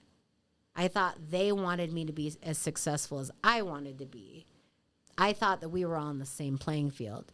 And I think if I lost anything, it was just, I don't know, I'm having a hard time, like, putting this into words, but it is something I've thought about a lot. I think I really thought that, I thought that the sport that I'd given almost 2 decades to, I thought that I would leave feeling a sense like we were in this together, all of us. But what I learned in the later part of my career, and especially retiring, is that athletes are completely disposable. And unfortunately, it is unfortunate. And I've had to keep my resentment and all those feelings in check, because that doesn't benefit anyone. And I made decisions, right? I think it hurt a little bit, because I really, as an athlete, you have to give up everything, unless you're just gifted by God, you know, but you really give up a lot. And the administrators and the people above you, the coaches and moving up, they all make more than you, and you're the one out there. I mean, we all know that. That's true of every sport. And I was okay with that. I was okay with that as an athlete, I guess, because I didn't care. I really wanted to be great at the sport. And on some level, I did want to inspire people. But I think if I lost anything, it was just, I lost that naivety. Like, I truly lost that sense of that blissful ignorance of, like, we're all in this together. Like, we weren't. I sacrificed a lot of things to do this, and I fell short of the goals that I had, but I'm not jaded by, like, this idea that, like, they're going to be in my wedding. They care so much. All these things that you think. I don't believe that anymore. I think that there's always going to be another person to fill the weight class, as I've seen in the last year. And I've seen people go high and low, and I've literally seen all of these entities, like, do the same stuff, but we have social media now, and it's just different, and I'm just like, you know, it is what it is. Now, you dealt with traumatic experiences when you was in the Olympics. And now that you're moving on, you have a family, you have a beautiful family, okay, you're trying to live your life. What has impacted you that's affecting you now in your relationship because of what happened 20 years ago? what is affecting you now? What is it? I mean, I think that I'm just so, I can be very, I mean, there's some really obvious stuff. This is just not stuff I'm going to get away with tonight. There's some obvious stuff, like when you fight so long and so hard to be heard, you're not willing to like beg for a seat at the table. You're not willing to tolerate a lot of things. Sometimes I can be a little bit intolerant, because I think for so long I had to fight for so many things, and even like, for example, like if I come across, like there was a specific incident recently where it was a makeup artist. It was so stupid. They were really unprofessional, but most people would probably blow it off. He would blow it off. Most people would blow it off, but there had been so many years where I'd been punked and I couldn't afford to get punked, and it really, I mean, it was the difference between living on the street and living in a car. Like, I mean, it was like you go through enough of those situations where you're like, nobody walks all over me. No, this is principle. And I had enough of those experiences that now those aren't like, it's not, if somebody punks me out of $40, it's not like I'm going to end up homeless, but to me, I can be intolerant because of the principle. And I, even now saying this, I'm like, no, like I stand by it. But like this situation recently, I was about to take this person to small claims court because she really like, it was well documented. Like she was so unprofessional, but it wasn't like an amount of money that meant anything in the scheme of things. But I was like, no. And I do see my experiences in life where I just don't tolerate shadiness. Like if I even sense shadiness, like I don't, and you know, I think that can be useful in some contexts. I really have a strong self-awareness, and I'm just very straightforward and like say it like it is. And it's a very rare occasion for me to go into something not totally certain about the fine print. Mm-hmm. And it's not like, just because for so long, I couldn't afford better and I had to tolerate crappy people. And you get to a certain point where you're like, I'm not doing that anymore. And I do think that there's a lot of those experiences. I have a lot of stories of that, where now I don't apologize for being rough around the edges. I don't apologize for wanting things in writing. I don't apologize. And I think that has definitely impacted me a ton. Like, and a lot of it is business early on in any industry when you're first building up and networking, and you have to know where you stand on stuff because people will take advantage of you, especially in like the performance industry. And I do think that's impacted me a lot. And sometimes I'm like, thank goodness. And sometimes I'm like, Kelsey, why can't you just chill out? like, Right. Yeah. Right. Now, what are some of the biggest challenges in your relationship now that you cannot even overcome? You need therapy to overcome, but it's not working because you're so traumatized by what happened in your past. What are some of those challenges that you're dealing with now that seems to be hindering progress in your relationship? Honestly, it's weird because I feel like the different like traumas that I've been through, like I am really, really working really hard to get help on. And I'm truly failing my way forward. So I don't know. Maybe this isn't true to other people, but I feel like there's not anything right now that I can staunchly say like I can't overcome this. Cuz even the things I struggle with the most, I'm really trying hard to not only get help on, but to be candid about. And cuz I think moving forward isn't just being perfect, it's being honest when you mess up. And there isn't a lot of, I can't even think of anything right now in my life where I'm like, yeah, I can't admit when I messed up. Like some of my worst moments, even recently, I'm like pretty honest about. Like, that doesn't mean I've overcome them. It just means like you can't overcome things if you're not transparent. And I feel like transparency has been like something that I've worked really hard on. So I don't know if there's anything right now that I'm like, there's no way I can get past this. I think there's things in my life right now that definitely like I need a lot of help, and I do get therapy. And it's funny because even therapy has evolved a little bit, you know, because I remember when I first started, I think it was like 2000. When did I start driving? No, it's okay. When I first started driving, remember the therapist that I was like, sometimes I would show up really late or sometimes I wouldn't show up. And because that's how it is. When you need therapy, people that need therapy often miss appointments. And I'm telling, like when you have anxiety and depression, this is something that happens a lot because a lot of times you're anxious and don't want to go to something. And then you get depressed because you're beating yourself up about the anxiety. And then you don't show up. And I remember the therapist I was seeing, I was like, because I had missed like 2 or 3 appointments because I couldn't bring myself to just go. And I go and I was like, I don't know if this happens a lot, and I'm really sorry. I really wanted to be here. It was just hard. And she's like, actually, it happens a lot. And I was like, wow. Like, I realized that's just part of this game.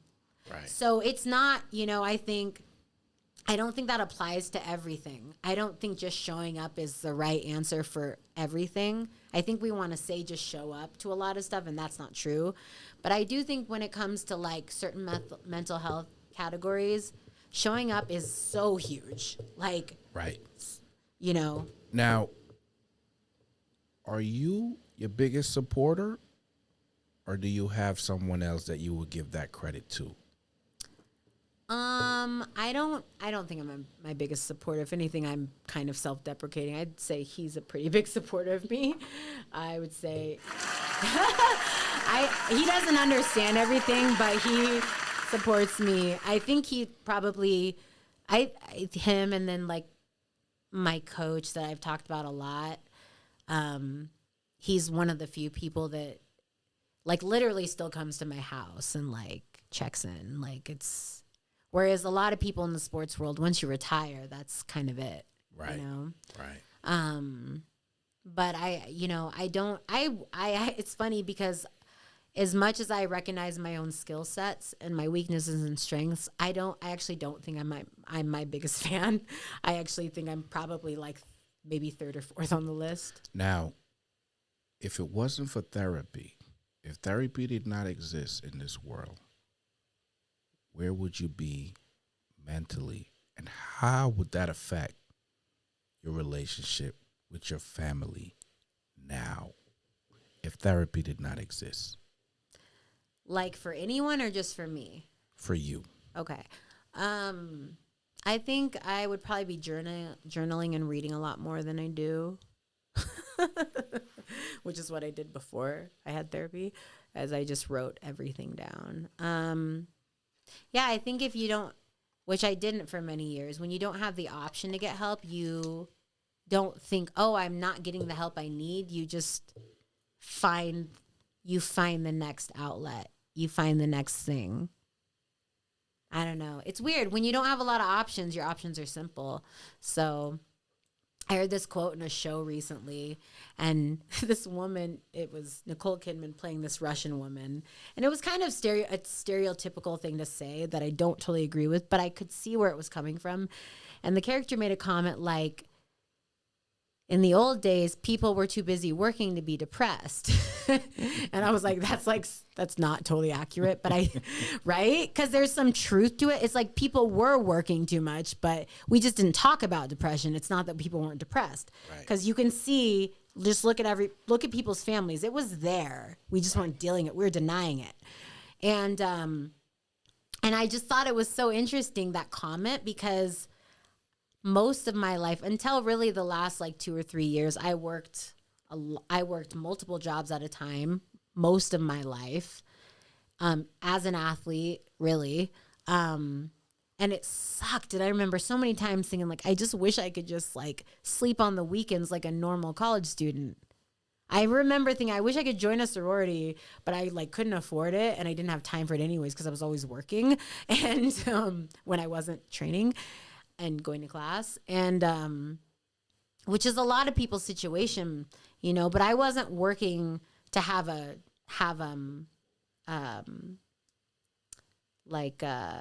like an extra, like padding. Like I wasn't doing it to have like something. I was doing it to like survive. I was like I was literally donating plasma. Like I was just trying to pay bills. And I was so busy working that I don't even know when I would have seen a therapist, but also I couldn't afford one anyways because therapy isn't cheap. Right. It's cheaper now. But yeah, like I think that I would have just been the person I was before therapy. And I say that in the sense that I'm not like a finished product. You know, I haven't consistently been getting help for my mental health struggles for long enough to even know what the answer to that question is.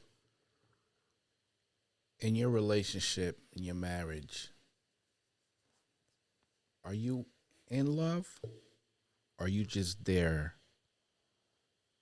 for not being lonely? Well, first of all, I'm not married. I'm engaged. Well, you on the way. Yeah, that's a funny story too. We could have a whole podcast on that. It's funny, but not in a bad way. Oh, you want some? Load them up. I'm sorry. This is like from another country. Load them up. You want some ice? Let me get some ice. I don't need ice. He might. This stuff really like burns a hole in your esophagus. Like this stuff is like definitely 63%. You can edit this section out. But I just got to tell you, man, this stuff, like, I feel like there's a hole burning in the back of my throat. My dad would be so proud. You're a real Jamaican. I'm not existing. I'm not a person that just exists. But I will say this, and this is not something that... It's kicking in. Hold on, give me a second. It's kicking in. He asked me a tough question. I'm like, let me have a... Okay. So this is something that we have discussed a lot. Okay. So for me, and I think, you know, I'm not saying this because I'm comfortable talking about it. I'm saying it because I think a lot more people feel this way than would ever admit. And I think it's important to sometimes say things that are uncomfortable because people need to see other people talk. Right. Absolutely. It's like every form of trauma that exists. The only reason we don't have more literature is because not enough people talk. And I can give you a ton of examples of this, but in my relationship, you know, there are certain phrases and words that I'm not comfortable with, and I've never been comfortable with in our entire relationship, and a lot of it has to do with my background, not him. And so for me, like, I don't know that I could ever be in a relationship with anybody and just be there because it's stable or secure. All the things I talked about earlier. I don't think I could do that because I'm too... I would hate myself. And I already struggle with enough things. I don't need to also hate myself for that. Like, at that point, just let me drive off a cliff, you know? But I do think there are things that I've really struggled being comfortable saying and expressing. And it's not, and I think the world that I live in has, I think there have been a lot of scenarios where I felt bad for not saying certain things or expressing myself a certain way in a relationship. And I feel like the same entities that I felt made me feel bad for not being able to express myself in that way. A lot of times it's the same audience that says, oh, you're just you're just depressed again. Like, it's the same people that don't get it anyways. Right. And so I think in my relationship, what I've had to come to terms with is like, you know how I feel. He knows how I feel. I don't express myself the way other people might, but I do know that I could never be in the relationship I'm in if I was just doing it to be secure or to be stable, or I could never do it for those reasons. So honestly speaking, I don't think anyone is 100% happy in their relationship. And I mean anyone. How would you say, and where would your happiness lie in your relationship from 0 to 100?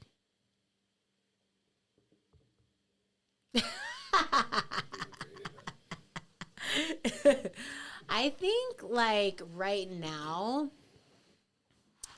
I'm very happy. And if I were to put a number on it, I would say like, well, what day is it? It's Friday. And we're going to go to Mexico tomorrow. I'm like at 80.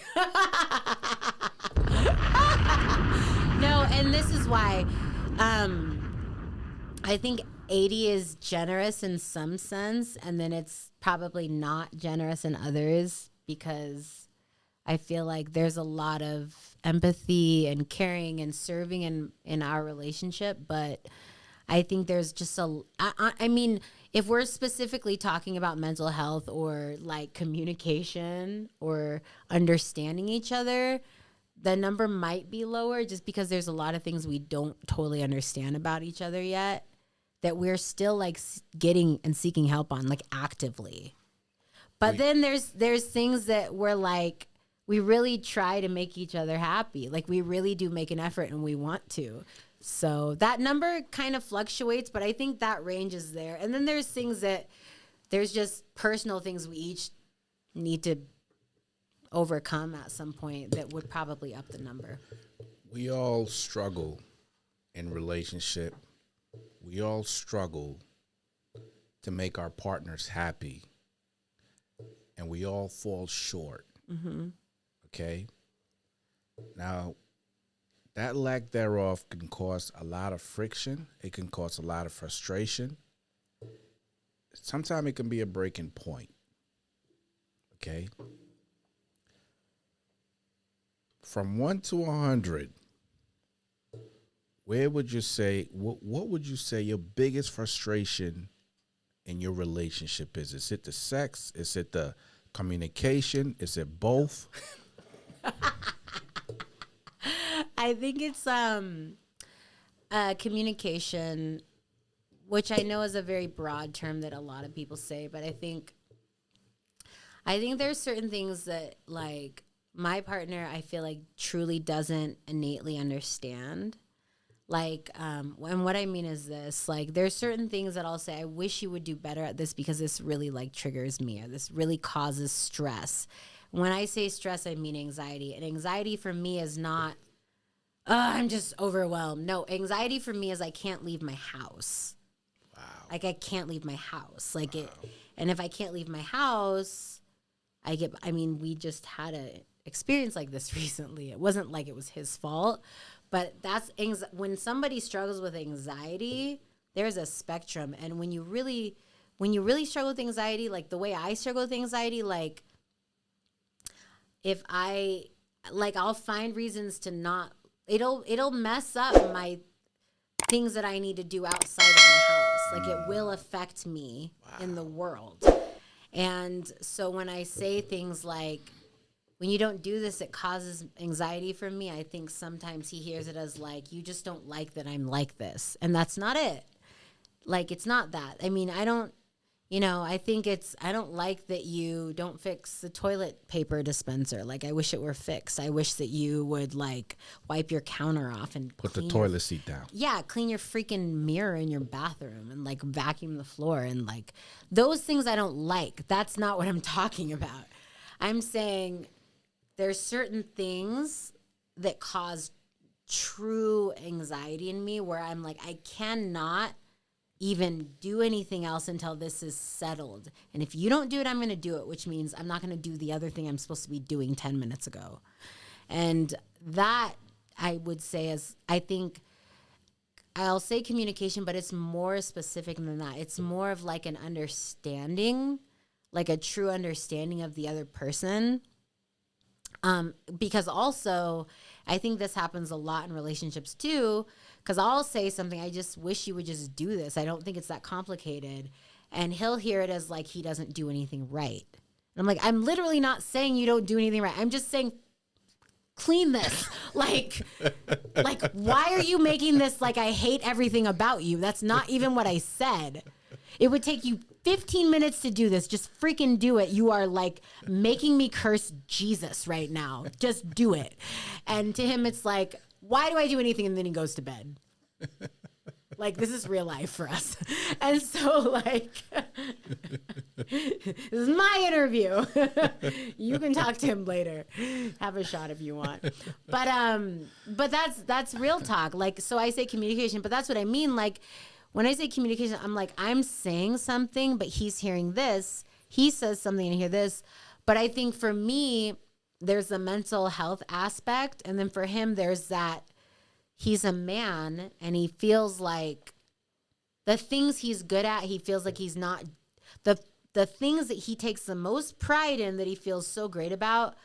When I say, I wish you could just do this better, he's like, but this is what I love. And you're saying I'm not doing it. And then it like ruins everything. And then we both like hate each other for 3 days. And Right. Like, and I don't know. Is there anything else I can say about this? Like, is this, I don't know. Like, right. No, it's my time. Go find your own interview. He'll be back. I'm going to interview him next. I'm going to interview him next. My name, I will cut you. So, in the relationship, obviously, there's shortcomings. For one reason or another, there's shortcomings, right?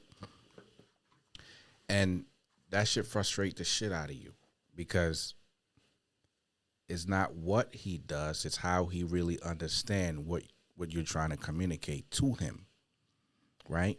But nevertheless, he puts in an effort. Does the effort count whatsoever, or you just want what you want when you want it? Well, it kind of depends, right? I'm a woman. Like sometimes, you know, I see that ring. You know what I'm talking about. Sometimes the effort is like, oh my gosh, you really went all out. I'm gonna sit back and enjoy it. And sometimes you're like, I didn't ask for this. I know you know that I like unicorns, but all I wanted was to go out to dinner. And you bought me a freaking gift basket with flowers and unicorns, and you didn't even make reservations. Like, I was clear. What did you not understand about this? Right? So I think women, I think maybe that's just, I don't know if it's a social construct, but I do think that in terms of communication, I think that's in there, because I think sometimes, like, I do see his effort, but I think sometimes my expectations are misguided and his effort is misdirected. And I think, I don't know, like, I think because we were born and raised in a democracy and a country of freedoms, so to speak, we feel justified in our feelings. Even though this isn't even political, this is relational, right? But you're raised to believe, I have rights. I'm a free American. So your rights as a free American and a spouse, you're like, yeah, but, you know, I'm working hard. Why don't you appreciate me? And it's like, I didn't say I didn't appreciate you. I just wanted you to make a reservation, honey. And and he's like, so you just don't want me to work? You just want me to be home cleaning up after myself? We're talking like 10 minutes out of 24 hours. But to him, it's like all or nothing. You know what I mean? So I think it is cultural influence. Like, we're so like, we cling so much to what we've allowed ourselves to become that we're like, anyone that challenges me is against me, including my spouse. And it's like, no, just clean the freaking stains on the toilet seat and put the toilet paper on the right side because it's supposed to be over. Normal Americans do toilet paper over, not under. So, Right. Anyways. Right. Now, what are some of the best qualities about your partner that really... Are you just doing this because he's here, or is this No, this planned? Because this is like is cheap shots. No, this all is night. this. Yeah. Like, oh, he actually called me. Are you the cuddling type? Are you the affectionate type? Are you the have to be held at night? Are you have to be held after sex? Are you like, I'm not with that shit. I don't give a fuck. Oh, it depends. I mean, he might say something. So I'll say this. Yes and no. And this is where I understand his confusion. This is where I get a little bipolar. Because sometimes I'm like, get away from me. And I want you to touch me, like, give me a kiss. But then sometimes I'm like, cuddle with me right now. Where are you? Where are you right now? And I'm a night owl, so sometimes I'll be up all night. And I'm like, can you come cuddle with me in 10 minutes? And he's been asleep for 5 hours. Oh, wow.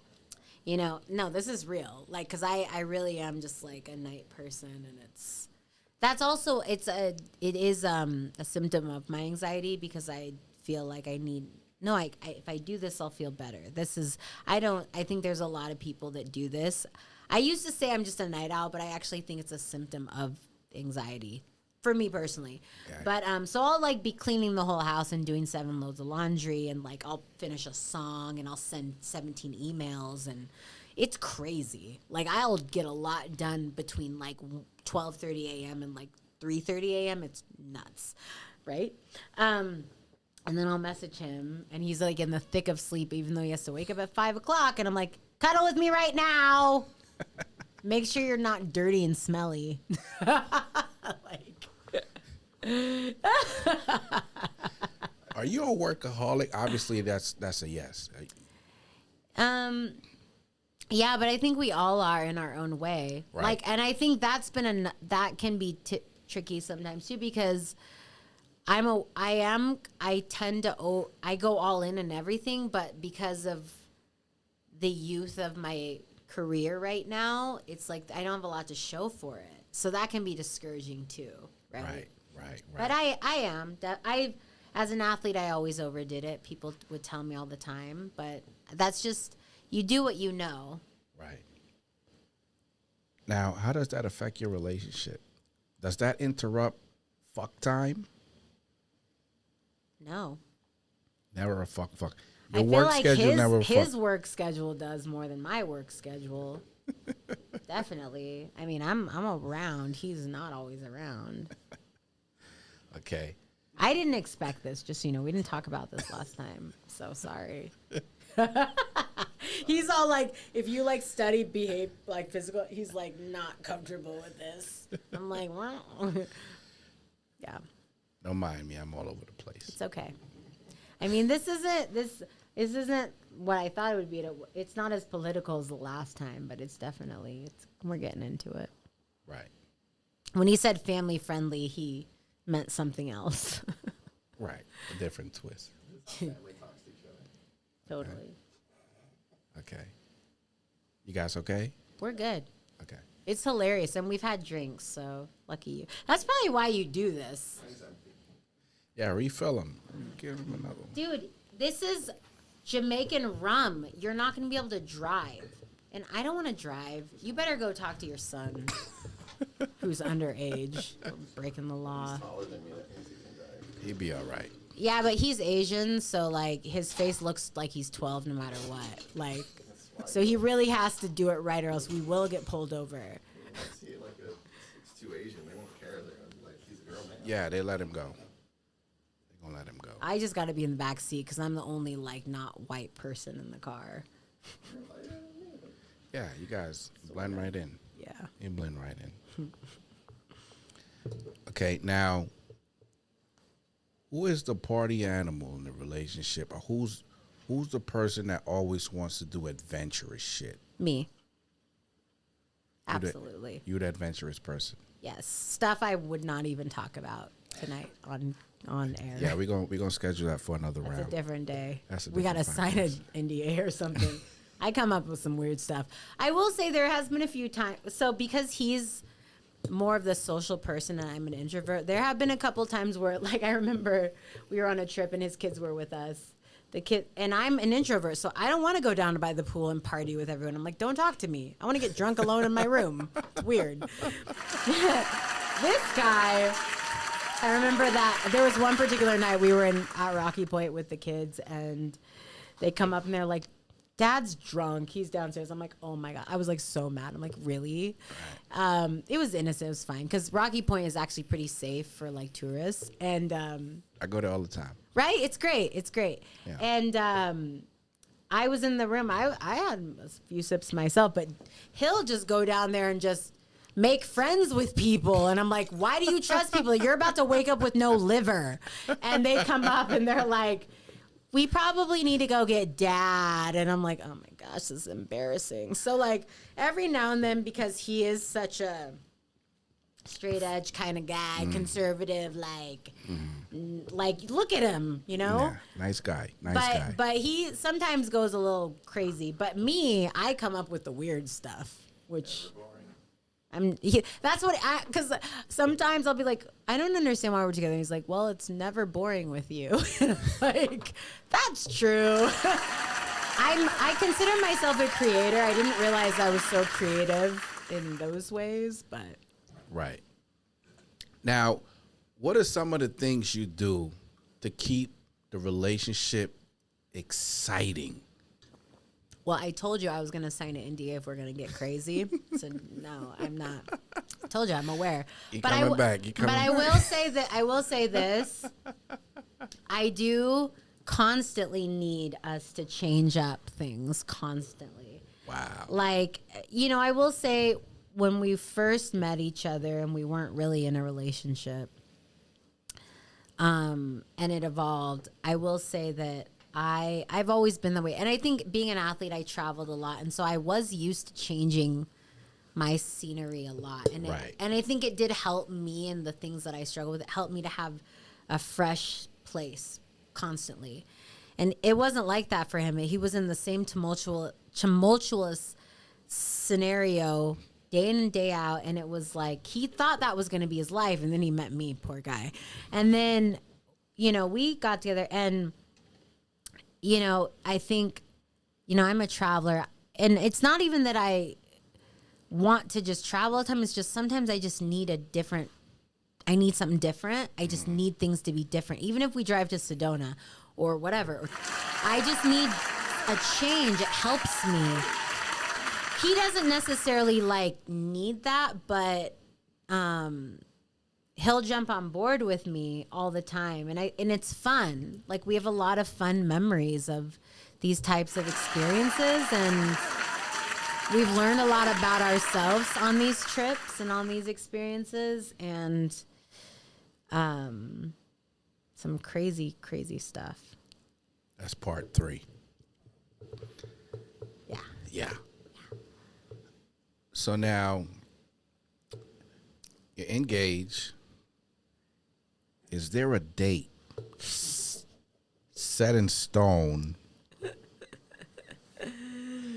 Did you guys talk before this? Is so there a ridiculous. date set in stone? And who Hand me that bottle. who is saying, wait a minute, I don't want July, I want September? Okay. You know, you ask me these questions. I think you think I'm going to give you like a 1-sentence answer and it becomes a paragraph. And then 3 hours later, we've done a podcast. Do you want to hold on to this? Okay. You need to chill out though.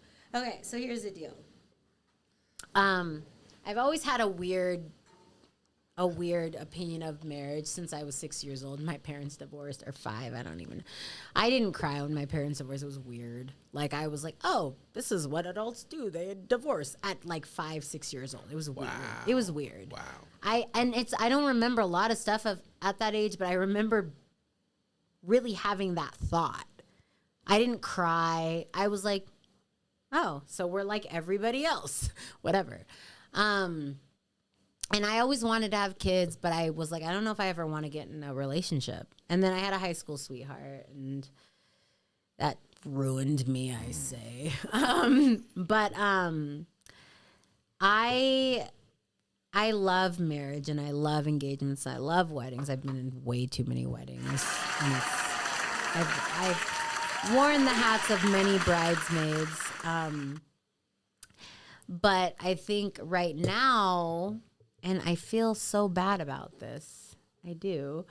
But have you ever seen the movie? Is it Made in Manhattan by Jennifer Have you Lopez. seen it? With Jennifer Lopez. You know her grandma? Absolutely. How they're in the Absolutely. So he knows the story because this is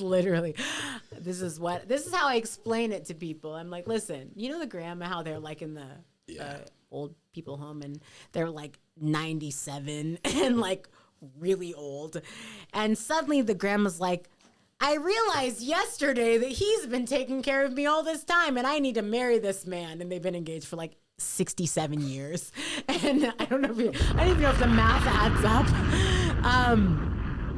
Like literally his sister, because he made the horrible mistake of listing us as engaged, or him as engaged on Facebook. I don't even have Facebook right now. Oh my gosh, I hate him so much for doing that. And like literally his sister, who is like long-winded as hell, she's the most beautiful, amazing soul I've ever met, but she will never stop talking. And she's like way more than me, like, but she's nice. Like, you would like her more than you would like me. So she talks a lot, and you don't even want to stop her because you're like, you're so nice, but stop talking. Every time we talk, and like the messages were just constant. Like, when is the date? Oh, we're sisters now. Like all this, right? But when I explain to people, when they're like, when's the date? I'm like, have you ever seen Made in Manhattan? Like, it's literally what I say, because I'm like, That explains it. yeah, right? You get it, right? I'm like, but I will say this. There is a plot twist. Okay. And I mean this. I know that it's not likely, which is why I mean it. But I always say, I'll marry you tomorrow if we go to Australia and we can like uproot and go there. Because I'm obsessed with Australia. I love it there. I would live in Gold Coast. Nice. Like, I would live there. I would just live in the hotels there. The prices are like, you can live in a hotel. The prices are great. But I've told him many times, if you moved me to Australia with all of our animals right now, I would marry you tomorrow. Wow. Which is kind of messed up. But also, I'm very serious about commitment. So I'm not going to do this unless we're both really committed. But otherwise, it's probably going to be like a assisted living facility type scenario. And I do still get asked by his siblings when the date is, and I kind of work my way around that. But sometimes if I run out of answers, I just don't respond. Wow. Australia. It's beautiful. It's so amazing there. Why not just go to New York or Vegas? How ironic is that? We're going to Vegas like in a couple of weeks, actually. Hey. I've never been to Vegas on a real vacation. It's always been like competition related. So we're going to go and make it a vacation. And New York is a headache to me. Australia, before I even went there, I was always obsessed with it. I think everyone has a place like that where they're like, I just love it. Some people are like, I love where I live. I love LA. California people, how they're like that. Yeah. It's like, why? It's overpriced. It's crowded. The traffic is horrible. The air is horrible. It stinks. And it stinks. Why are you obsessed? But people are like, I'm a Cali girl. And I'm like, yeah, it shows. You smell. You're late to everything. Smell better. And you're broke all the time. Yes, you are a Cali girl. It's weird. Australia's not like it. It's like, oh, you talk like a weird drunk British person, and you play with kangaroos, and you are really good at surfing, even if you're crappy. And I'm like, no, it's like Australia is amazing. I would love to raise my kids in Australia. I would love to do that. So yeah, it'll be assisted living or it'll be Australia, but I'll let you know. I'll send you an invite if you're up to destination weddings. I just got a lot of applauses. Like he doesn't give these out very often, I but don't give them tonight out. it's like, Yeah, you killing it right now. yeah. I'm just waiting for a hard question. We get 5 guests that will each bring an animal. Yeah, Yeah, absolutely. we'll just have an animal pen in the back. It'll be great. So, do you regret being an athlete in the time that you were an athlete? Would you have done something different during the course of that struggle? Doesn't it seem like he like knows stuff about me? Doesn't it kind of? I felt that way last time. Like you did like a background check or something. Like I totally. Anyways, there have been times where I really, really did regret all of it. I regretted going to the Olympics. I felt like I lost more than I gained. I feel like it messed me up and it jaded me and it set me through these highs and lows that I never needed. And I could have just been a musician, you know. But, you know, it's weird because I was just thinking about this actually today. And I think about this a lot because, you know, we're constantly working through stuff. And one thing that I've realized with him specifically is, you know, when we found each other, we were both in not good places. Wow. We weren't looking for a relationship, I'll tell you that. Wow.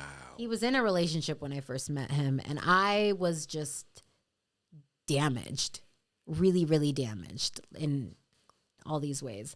And Were he a crutch?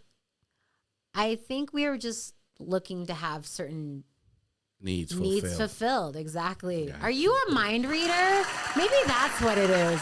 That's creepy.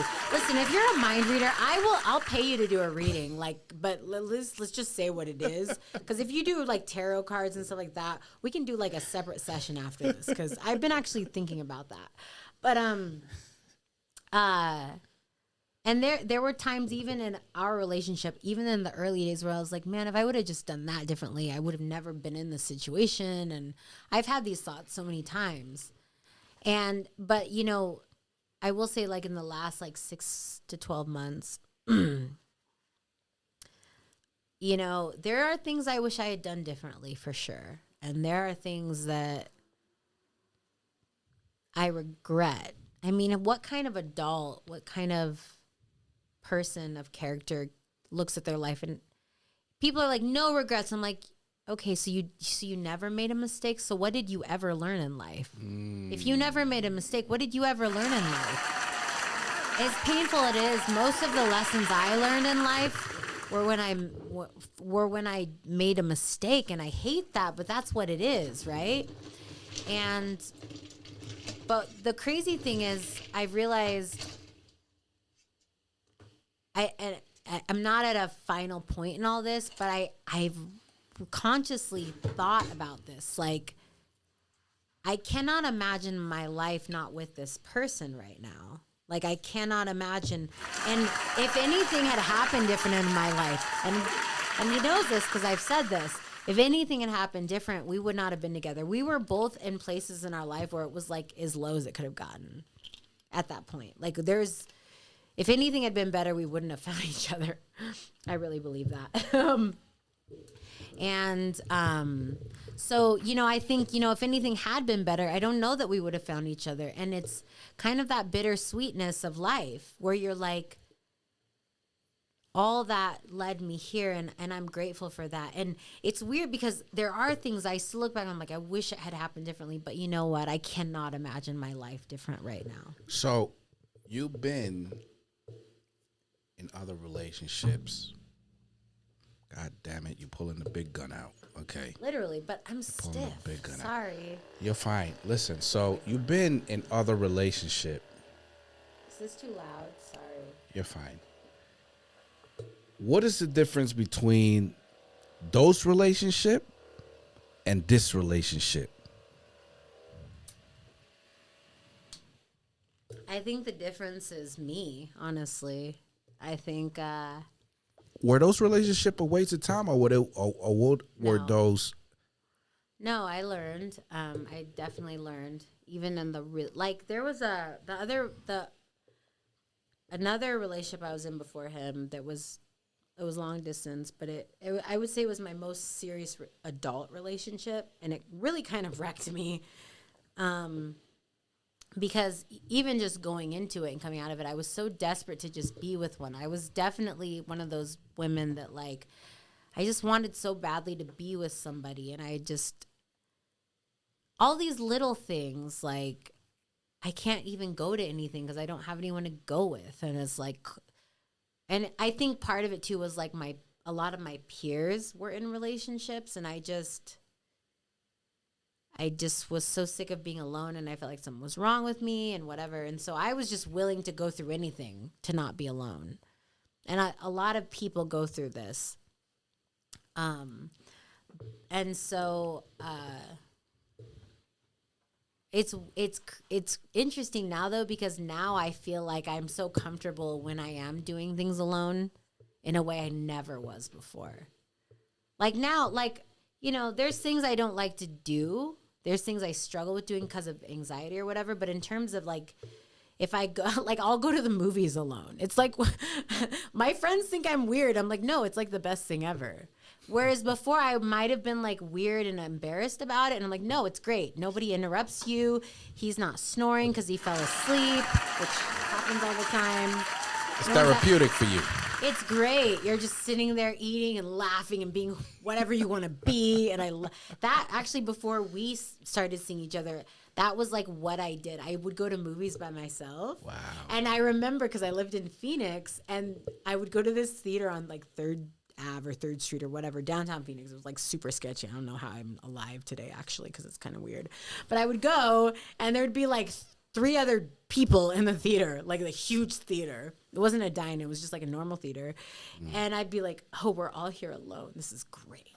And I would just sit back with my crappy food and just love it. And I would feel so recharged. Like I just went on vacation for 3 hours. It was great. It was like, and so I think, you know, I had been in other relationships, but I had been so desperate to be with people that I was just replacing the last person. And maybe in some ways when we first started seeing each other, it was like that. But I would say right now, the one thing that I think I've grown in is that I am, you know, I can do things alone. Now, there are some things I don't want to do alone, and I do need support, and I want support, and I want people there, and I'm candid about that. But like, I'm not afraid of doing things alone, you know, in the big scheme of things. And I actually think it's good to know who you are when you're by yourself. Is your competitive nature a problem in your relationship? In my relationship? No. I don't think so. Is it? He's shaking his head. I don't think it is. Well, I don't feel like I compete with him. You know, generally, you are a competitor by nature. You done it. You know, the issue with me when it comes to my competitiveness that has come up in a lot of different things, but not really in my relationships, is that I just measure myself to people a lot. I compare myself a lot. Do you dominate a lot in your relationship because of your competitive spirit? Sometimes I can probably be a little too Dominant. aggressive and dominant. I don't know if dominant's the right word, because I feel like dominant in this context is almost saying like I'm trying to be the lead of the household, and that's not acceptable in Western culture. I'm not trying to be the lead in the household, but if I was, what's the problem? I'm not, though. You know what I mean? Like, I'm not. And I actually think that, you know, when it comes to like social constructs of a relationship, I don't even have an issue with it, because I'm like, if he feels better leading the household, then amen, lead it. I'm not trying, that's not even a hat I want to wear. Like, I'm just like, whatever, you know, but I think that we both have strengths. There's things that we're both better at, but I think if it makes him feel better leading the household, then lead the household. Like, right. I don't feel like if he wants to do that, if it makes him feel better, I'm fine with that. But I don't feel like I'm competing with him to lead. If anything, when it comes to like his children or whatever, if anything, I feel like I want him to be the more dominant adult in the scenario than me. But I think naturally in my personality, I tend to be more dominant. I think in his personality, he's a little more passive. And that's when it can become an issue because by nature, he's not a very dominant person. I don't know if that's obvious or not. Yeah. So, you love a dominant man, right? In between. I like someone who's just does it, just does what they say they're gonna say. And I don't think doing what you say you're gonna do it makes you dominant. It just makes you. It just means you follow through. Take charge. Yeah, I guess. Right. Yeah. Now, if you have a man that take charge, that's what you're hoping, right? You want a man to take charge, take control most of the time, all the time, sometime? I think when it comes to taking charge, it's more about just being, what's the word? It's having a good emotional IQ, I guess. Just being able to read situations versus being like, I always need to be this. I think it's better to just read the scenario, and I think that's true intelligence. I think that's true partnership. When you can read the scenario and be like, this is the situation where I should probably take charge. Whereas maybe this is a scenario where maybe she's better at this, whatever. I think that's better than just saying, I always need to be the forefront. Because that's when you're like, I need or I should. When you start, I had a sports psychologist early in my career. She was brilliant. And then, wouldn't you know it, she got hired for Australia's Olympic NGB. Yeah, no, this is a true story. And she was phenomenal. But she was one of the first sports psychologists to tell me, like, should is a dangerous word. Like, when you feel like you should or you deserve, or when you feel that sense of entitlement, you strip away the need to, like, earn what you have. And so I think in a relationship, when you give people titles, you strip away the need to earn anything. And just because it's a relationship doesn't mean you don't earn something. It's not medieval times in France. Like, you don't just get married off. If someone loves you, it's because you earned it. Right. Do you believe he's your soulmate, or are you still searching? I don't know if I believe in soulmates. How would you classify this?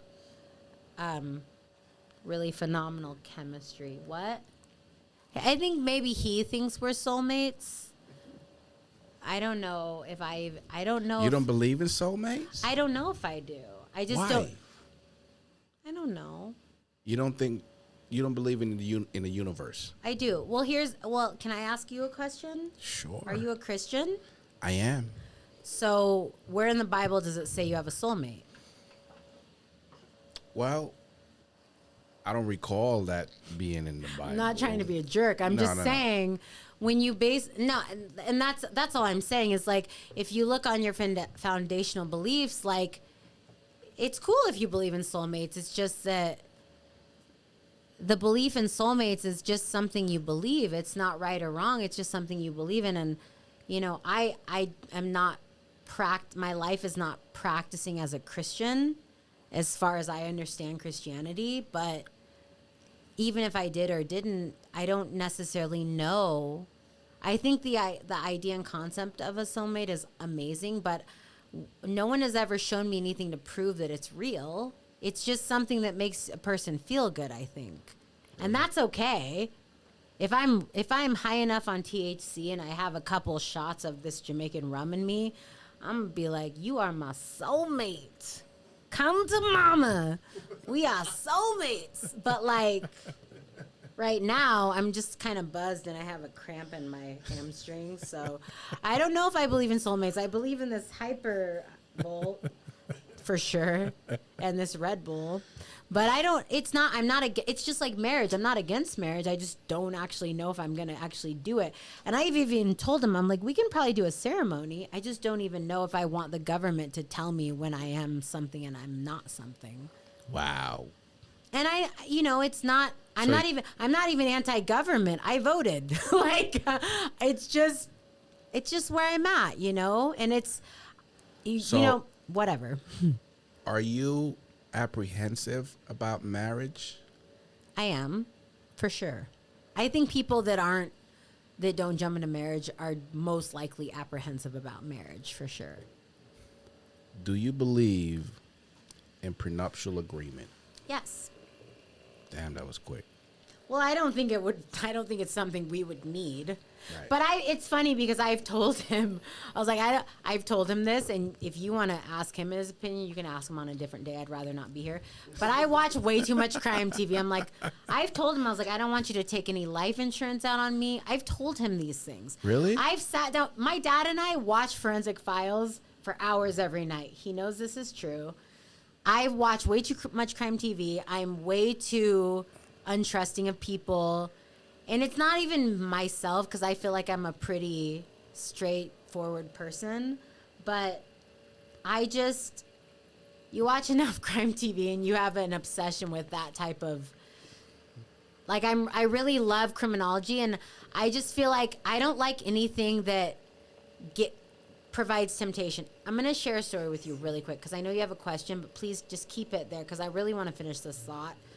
So when it was like 2003, 2004, I was working at Express. I had just gotten my license. It's a long story. I was like 19. Anyways, I just gotten my license, and it was amazing because I had ridden the bus my whole life. And I was amazing because I got to work in 15 minutes versus 50 minutes. It was amazing.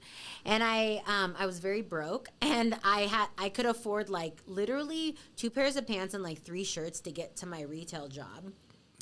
And I remember I had gotten some clothes, and I left them in the passenger seat in the bag down in the foot area. And I came out later. The window was cracked. This is Oregon. I mean, this isn't Rochester, New York, right? Whatever. And when I came back after my 4-hour shift, my stuff was gone.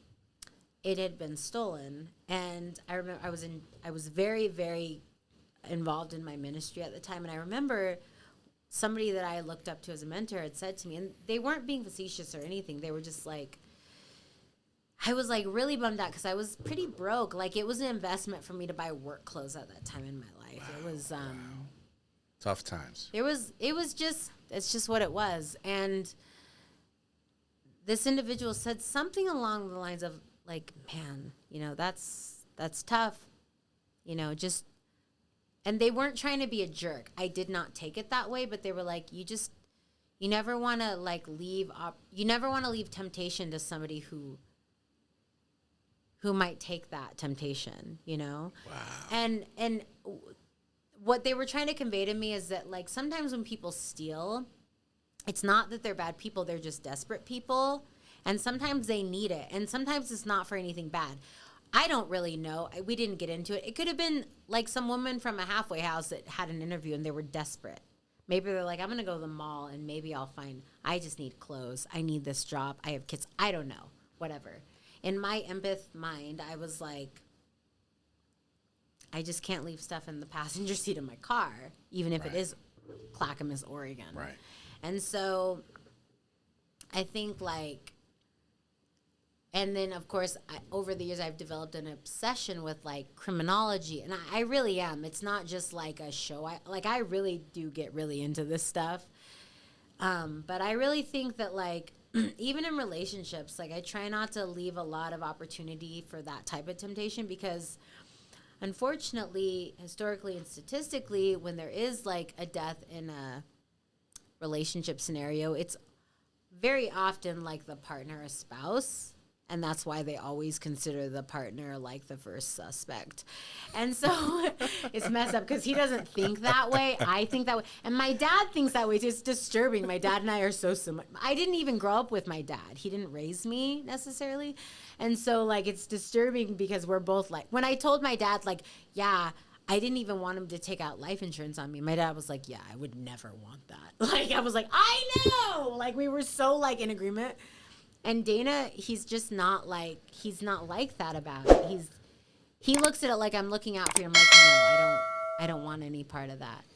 If one of us dies, I don't want anyone to think anything. Like, But don't you think he's looking out for the best interests of absolutely. everyone? But I don't trust anybody. Like, he trusts random people that knock on our door and say they're maintenance, whereas I won't let them in unless they show me a business card. Okay, so you have trust issues in your relationship. I just don't trust people in general. I watch crime TV. Hello. Now, if something happens where, God forbid, something happened tragically,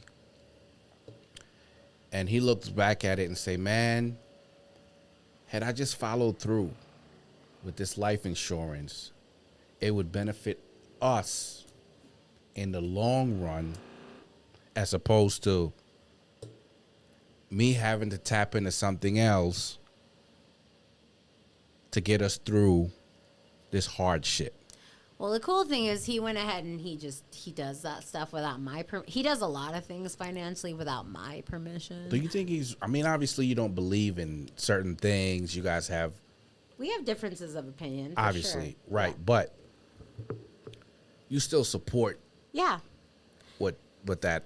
Yeah, he makes decisions financially. And, I do think our relationship is unique in a way because in a lot of relationships, you see people that, like, completely agree politically, completely agree financially. They completely support each other in everything they ever do, ever. We are actually we have a lot of belief systems that are different. We really do. I'm not going to just believe something different because he does. We believe different things, and I personally try to make it a respectful environment. Sometimes we've had run-ins with each other, but I personally think, like, just because we're together doesn't mean we don't have our own set of beliefs. Like, how could we have different backgrounds. Like, how could we have, and I do think that makes us unique. And I've always thought it was weird when I would see couples, like, in the media, and I'm like, so you just support your husband even though he, like, literally cheated on you and, like, lied about all this stuff and, like, was probably responsible for the death of that person, but whatever, I respect you, whatever. But, like, that's just not our relationship. Like, there's things, if he does things, and I'll be like, and this is where I need to kind of check myself, but, like, there's been times where I'm like, why would you do that? And if I do things, I'll, like, run it by him and vice versa. And so it's like, we don't necessarily agree on everything, but, if he decides to take out life insurance or whatever, if he decides to invest in something with his own money, who am I to tell him what to do? Like, I don't necessarily agree. I don't always necessarily agree with his decisions, but, like, it's not my place to dictate how he chooses to spend the money he has earned or make the financial decisions. Like, I don't have to agree, but that is a real relationship when you're like, I don't think a real relationship means you always agree on everything. Compromise. I think, yeah, you have to come to a place of compromise. And I think it's weird that people really present themselves as like, we're totally solidified on all this. I'm like, that's like crazy. I can't even imagine. I don't even know what that's like. And I wouldn't want to anyways. I can't imagine any man as crazy as I am that would agree with me on everything. I don't even want that in life. Why would I want that? Like, for you to agree with me on everything means that you are just as, like, complicated and scarred and traumatized as I am. Like, I don't need that. I need somebody that's like this. I need somebody that's, like, glass half full. Like, I need that person. Not, right. I don't need to be with myself. Like, see, full circle. I'm not a horrible person. There's a rhyme to the irrational reason. That's beautiful. That's beautiful. Yeah.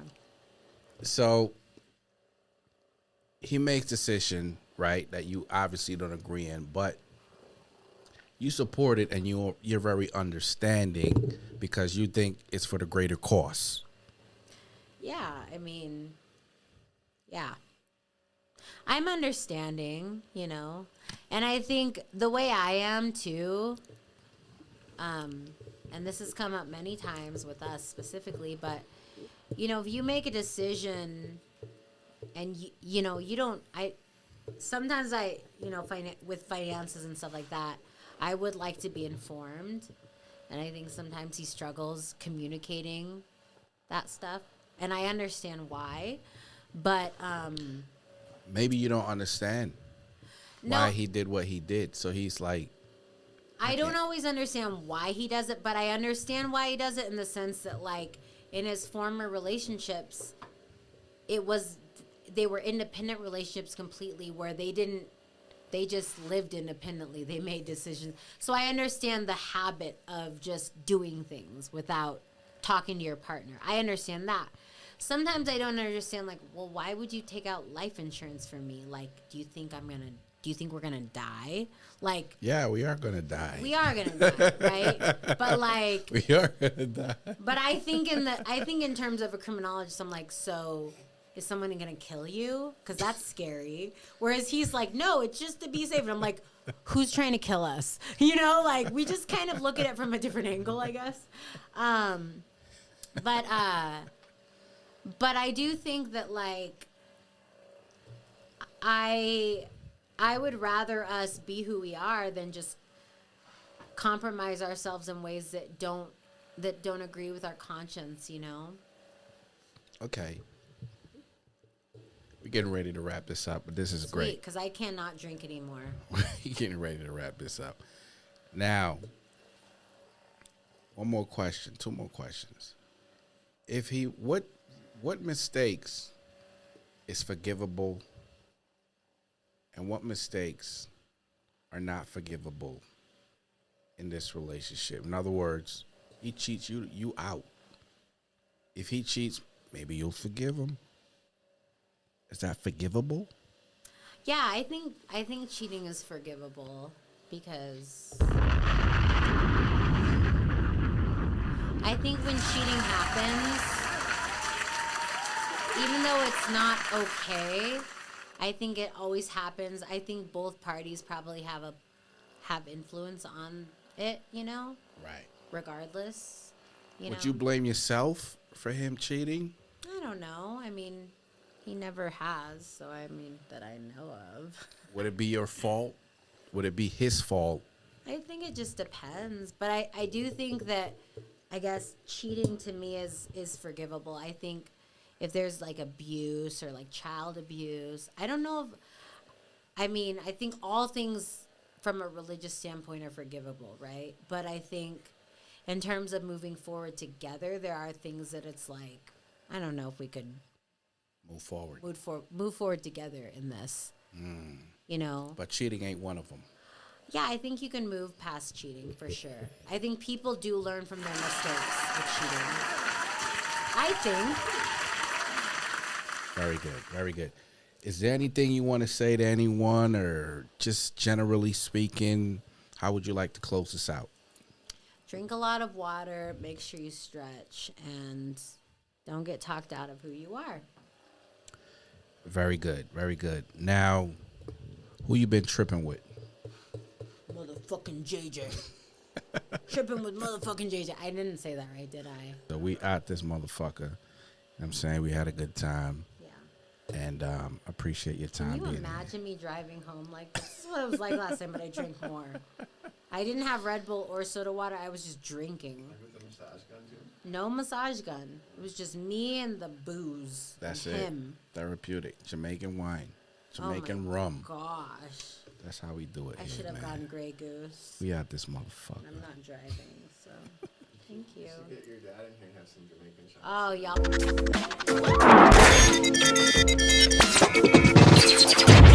I don't give a fuck.